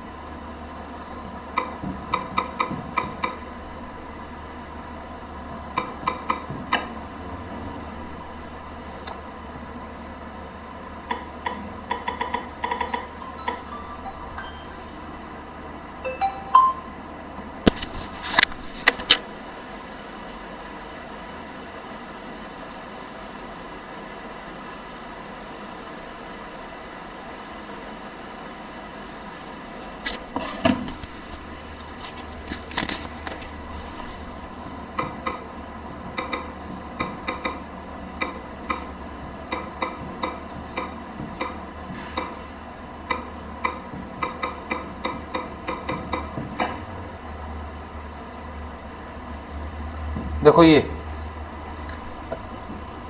इस टाइप की एक उन्होंने मुद्रा को बनाया था, ठीक है। यानी कि जब उन्होंने अपना पूरा का पूरा एनलाइटमेंट खत्म कर लिया था, जब उनको पूरे ज्ञान की प्राप्ति हो चुकी थी, उन्होंने उसके बाद इन मुद्रा को बनाया था। टोटल लगभग 10 मुद्राएं आर्ट एंड कल्चर में, ठीक है। और इनसे भी क्वेश्चन बनते हैं कि ये मुद्रा का क्या सिग्निफिकेंस है, ये मुद्रा कब बनाई, इस मुद्रा से क्या रिप्रेजेंट करना चाहते हैं। तो जैसे ही उनकी एनलाइटमेंट खत्म हुई थी, ठीक है, उन्होंने इस मुद्रा को बनाया था, यानी कि इस टाइप में उन्होंने मुद्रा को बनाया था। यानी कि वो इस तरह में दोनों हाथ जो हैं वो लैब के ऊपर रख के तब इन्होंने मेडिटेशन किया था। और जैसे ही इनकी एनलाइटमेंट खत्म हो गई थी तो उन्होंने एक हाथ को हटा के दूसरे हाथ से भूमि को टच किया था, ठीक है। इसको हम कहते हैं भूमि स्पर्श मुद्रा, ठीक है।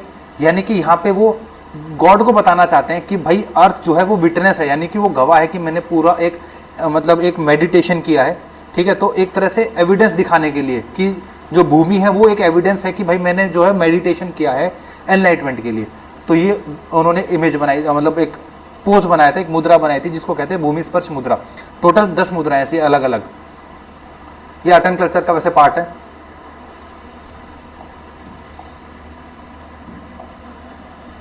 ठीक है। उसके बाद आया फर्स्ट सरमन, जब उन्होंने पहली बार उपदेश दिया, जिसको बोला जाता है धर्म चक्र परिवर्तन। ठीक है, धर्म चक्र परिवर्तन, और उसको रिप्रेजेंट किया व्हील से, व्हील से।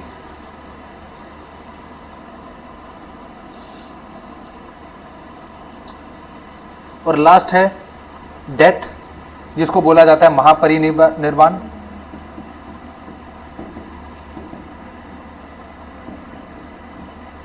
ठीक है, और उसको रिप्रेजेंट किया गया स्तूपा से।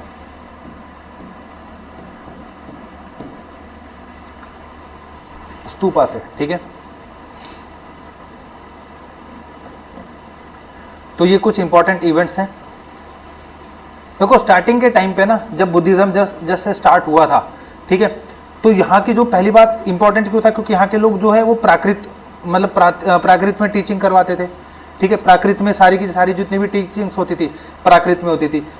इंपॉर्टेंट इवेंट जब शुरू हो गए, मतलब आपके एग्जाम पॉइंट ऑफ व्यू से इंपॉर्टेंट जब होगा, जब डेथ के बाद, यानी कि जब उनका महापरिनिर्वाण हो जाएगा, ठीक है, जिसको रिप्रेजेंट किया गया स्तूपा से, उसके बाद होंगे बुद्धिस्ट काउंसिल।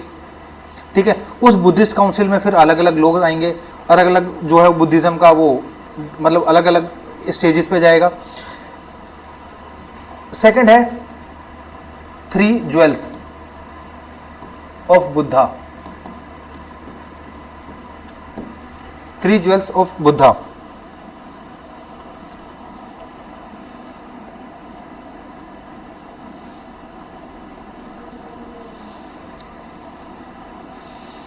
क्या हुआ, जिसको बोला जाता है त्रिरत्न।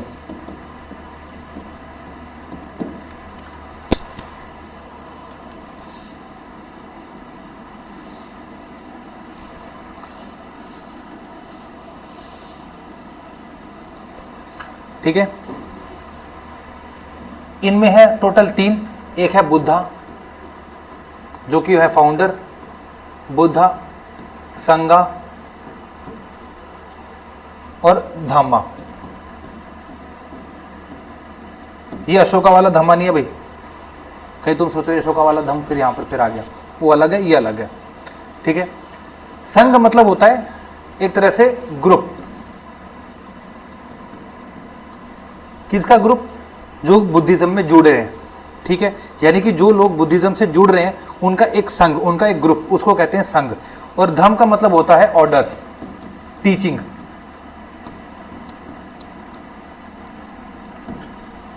ठीक है, टीचिंग्स ऑफ बुद्धा, उसको हम कहते हैं धम्म। वो अशोका वाले धम्म से अलग है ये।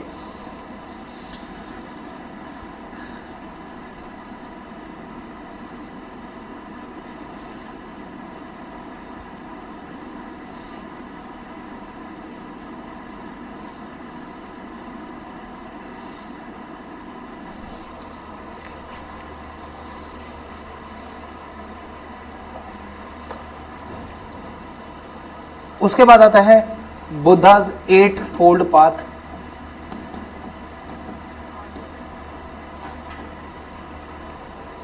बुद्धाज 8 फोल्ड पाथ, बुद्धाज ने 8 रास्ते दिखाए थे। किस चीज के लिए, दुख से बचने के लिए। देखो बुद्धा ने सोरो ऑफ, जो सोरो है, ठीक है, उसका कोर क्या बताया था, मतलब दुख का कारण क्या है, इच्छा है, मतलब डिजायर।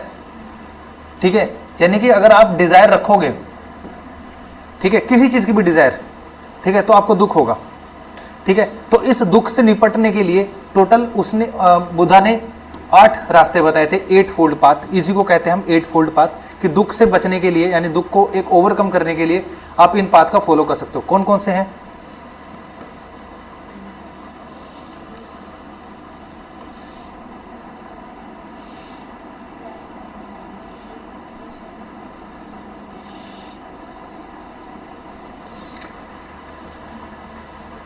बताओ, कुछ हिंट, मतलब कुछ आइडिया हो।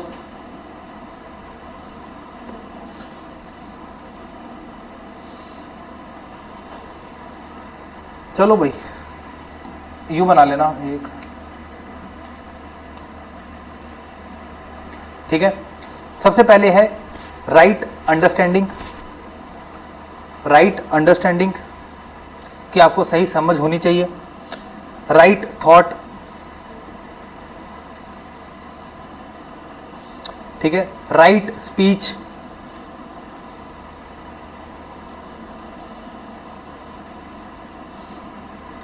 ठीक है। Right conduct,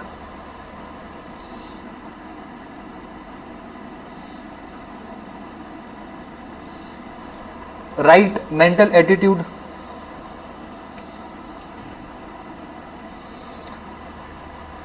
right mindfulness, right concentration,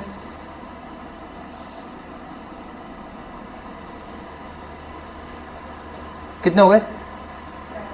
and right sense of living, ठीक है। तो ये है 8 पार्ट। उसके बाद आता है टीचिंग्स।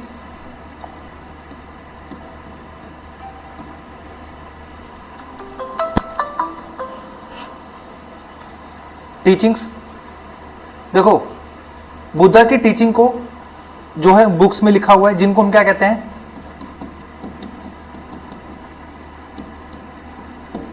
त्रिपिटक, ठीक है। जहां पे बुद्धिज्म की जितनी भी टीचिंग्स हैं उनको लिखा गया है, त्रिपिटक। सबसे पहले होती है सूता पिटक, दूसरी होती है विनय पिटक, और थर्ड होती है अभिधम पिटक।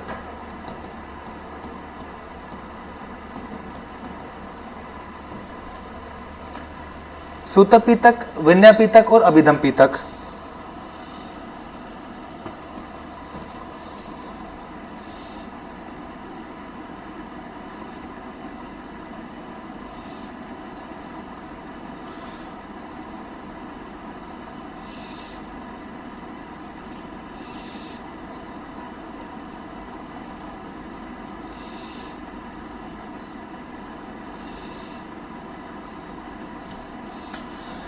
सबसे पहले है सूतक पिटक। सूतक पिटक में उन बुद्धिज्म की मेन टीचिंग्स हैं, मेन टीचिंग ऑफ बुद्धा। मतलब बुद्धा ने फर्स्ट सरमन, ठीक है, या जितना भी पूरा का पूरा उन्होंने जो भी बातें बोली हैं, जो भी उन्होंने चीजें प्रीच की हैं, वो सारी की सारी लिखी हुई है अभिधम उसमें सूतक पिटक में। विनय पिटक में क्या लिखा हुआ है? रूल एंड रेगुलेशन,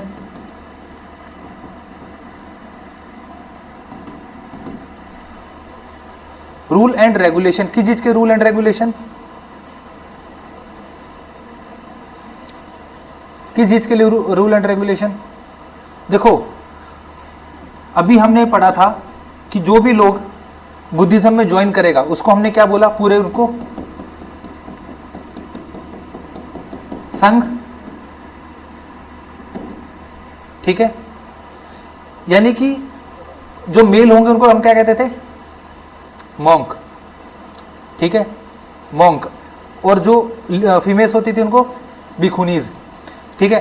तो जितने भी मॉन्क्स और भिखुनीज है, यानी कि जितने भी लोग हैं जो बुद्धिज्म से जुड़े हुए हैं, जो संघ के अंदर हैं, उनको कैसा लाइफस्टाइल फॉलो करना है, ठीक है, उनको क्या क्या चीज़ें नहीं करनी, क्या क्या चीज़ें उनको करनी है, वो सारी की सारी उनकी रूल एंड रेगुलेशन कहाँ लिखे रहते थे? विनय पिटक में। इन चीज़ों के लिए होता था। इसके लिए लिख लेना, एक बार मैं लिखवा देता हूँ। विनय पिटक के बारे में लिखना।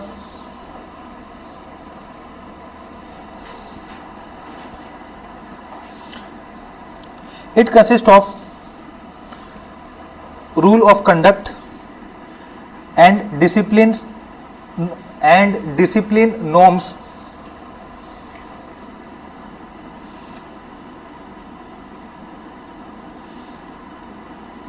ठीक है,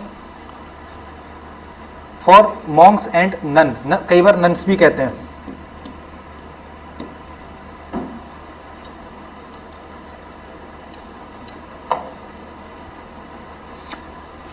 कि कैसा वो लाइफस्टाइल फॉलो करेंगे, अगर वो संघ से जुड़े हैं तो उनको क्या क्या चीज़ें से अवॉइड करना है, क्या क्या चीज़ें उनको एब्सटेन करनी है, एब्सटेन का मतलब छोड़नी है, ठीक है। तो सारी की सारी चीज़ें लिखी रहती थी विनय पीटक में। अभिधम पीटक जो है सुनना, ये बाद में आई थी, ठीक है, बहुत बाद में, बुद्धा के डेथ के बाद इस बुक को पब्लिश किया गया, जहाँ पे फिलोसफीज को लिखा जाता था। फिलोसफीज अभिधम पीटक में, इसमें लिखना philosophical analysis,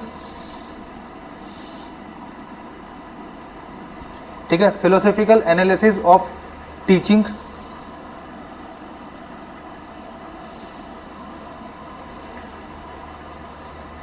philosophical analysis of teaching का क्या मतलब हुआ?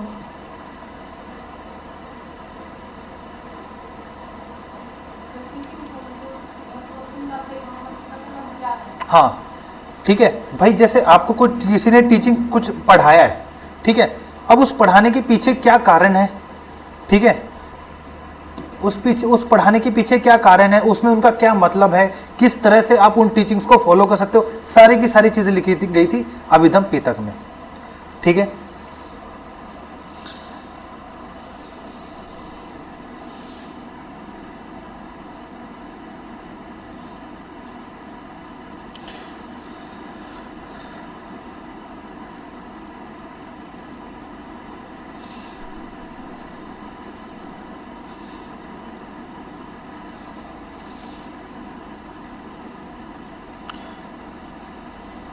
ये देखो, अब लास्ट थोड़ा सा वैसे है, थोड़ा उसमें आगे,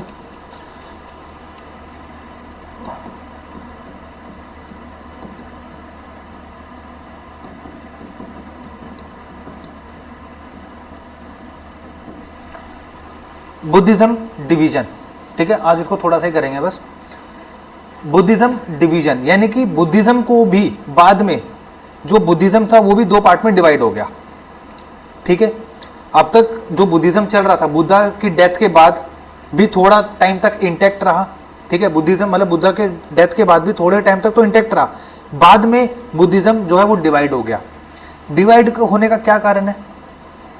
लोगों के थॉट्स नहीं मिलना, ठीक है, यानी कि मान के चलो फॉर एग्जांपल मैं भी बुद्धिज्म को फॉलो कर रहा हूँ, आप भी कर रहे हो भी सकता है हमारी कुछ जो थॉट्स हैं वो मिसमैच हो रही हैं, ठीक है, कि आप कह रहे हो कि भाई ये रिचुअल्स कर लेते हैं, मैं कह रहा हूँ ये रिचुअल्स कर लेते हैं, ठीक है, तो हमारे जो थॉट्स हैं उनमें डिवीजन आ गया, मतलब उनमें एक डिफरेंशिएट आ गया, और जब इन चीज़ों का डिफरेंशिएट हो जाता है तो बुद्धिज्म जो था वो दो पार्ट्स में डिवाइड हो गया, ठीक है, एक बना महायान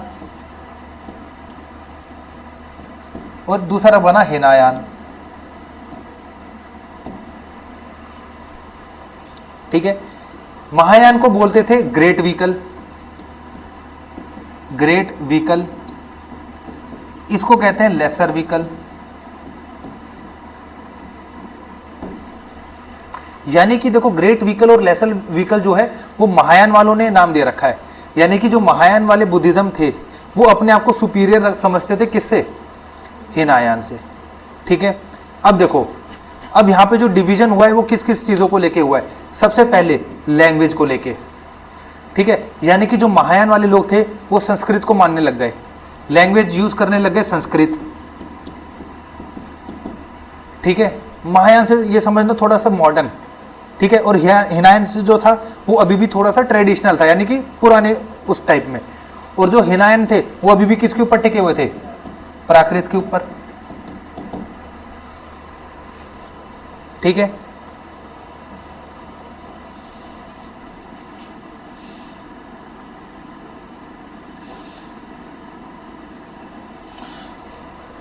सेकंड, वर्शिप, वर्शिप को लेके, यानी कि देखो गौतम बुद्ध की जो पूजा करते थे ये करते थे आइडल फॉर्म में, आइडल फॉर्म मतलब, आइडल फॉर्म मतलब उनकी मूर्ति बना के, ठीक है, और ये क्या करते थे? ये वैसी बात तो पहली बात तो मूर्ति बनाते ही नहीं थे, ठीक है, और ये बुद्धा को, जैसे ये जो बुद्धा को रिप्रेजेंट किसे करते थे? इमेज से, उनकी जो इमेज जो आपने जैसे देखी थी, ठीक है, जो घरों में भी होती है, उन इमेज से बुद्धा को रिप्रेजेंट करते थे, और ये किससे करते थे? सिंबल से, कि अगर इनको बुद्धा को रिप्रेजेंट करना है तो सिंबल बनाते थे, कि लोटस बना दिया तो उनके बर्थ को हो गया कि भाई ये लोटस बना दिया और वो उन्हीं की पूजा कर रहे हैं, कि हाँ हम तो इस लोटस को ही, इसी लोटस के अंदर बुद्धा को देख रहे हैं, ठीक है। थर्ड, जो मेजर डिफरेंस था वो था थर्ड, जैसे वुमेन्स को लेके, ठीक है, वुमेन्स को लेके कि जो एनलाइटमेंट है वो बुद्धिज्म, वो जो वुमेन है क्या वो कर सकती है, ये कहते थे कर सकती है, ठीक है, ये कहते थे नहीं कर सकती।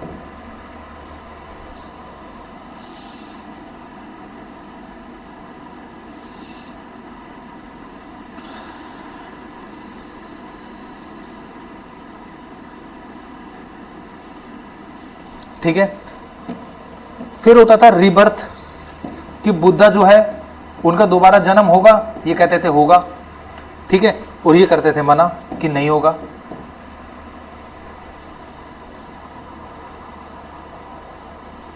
ठीक है,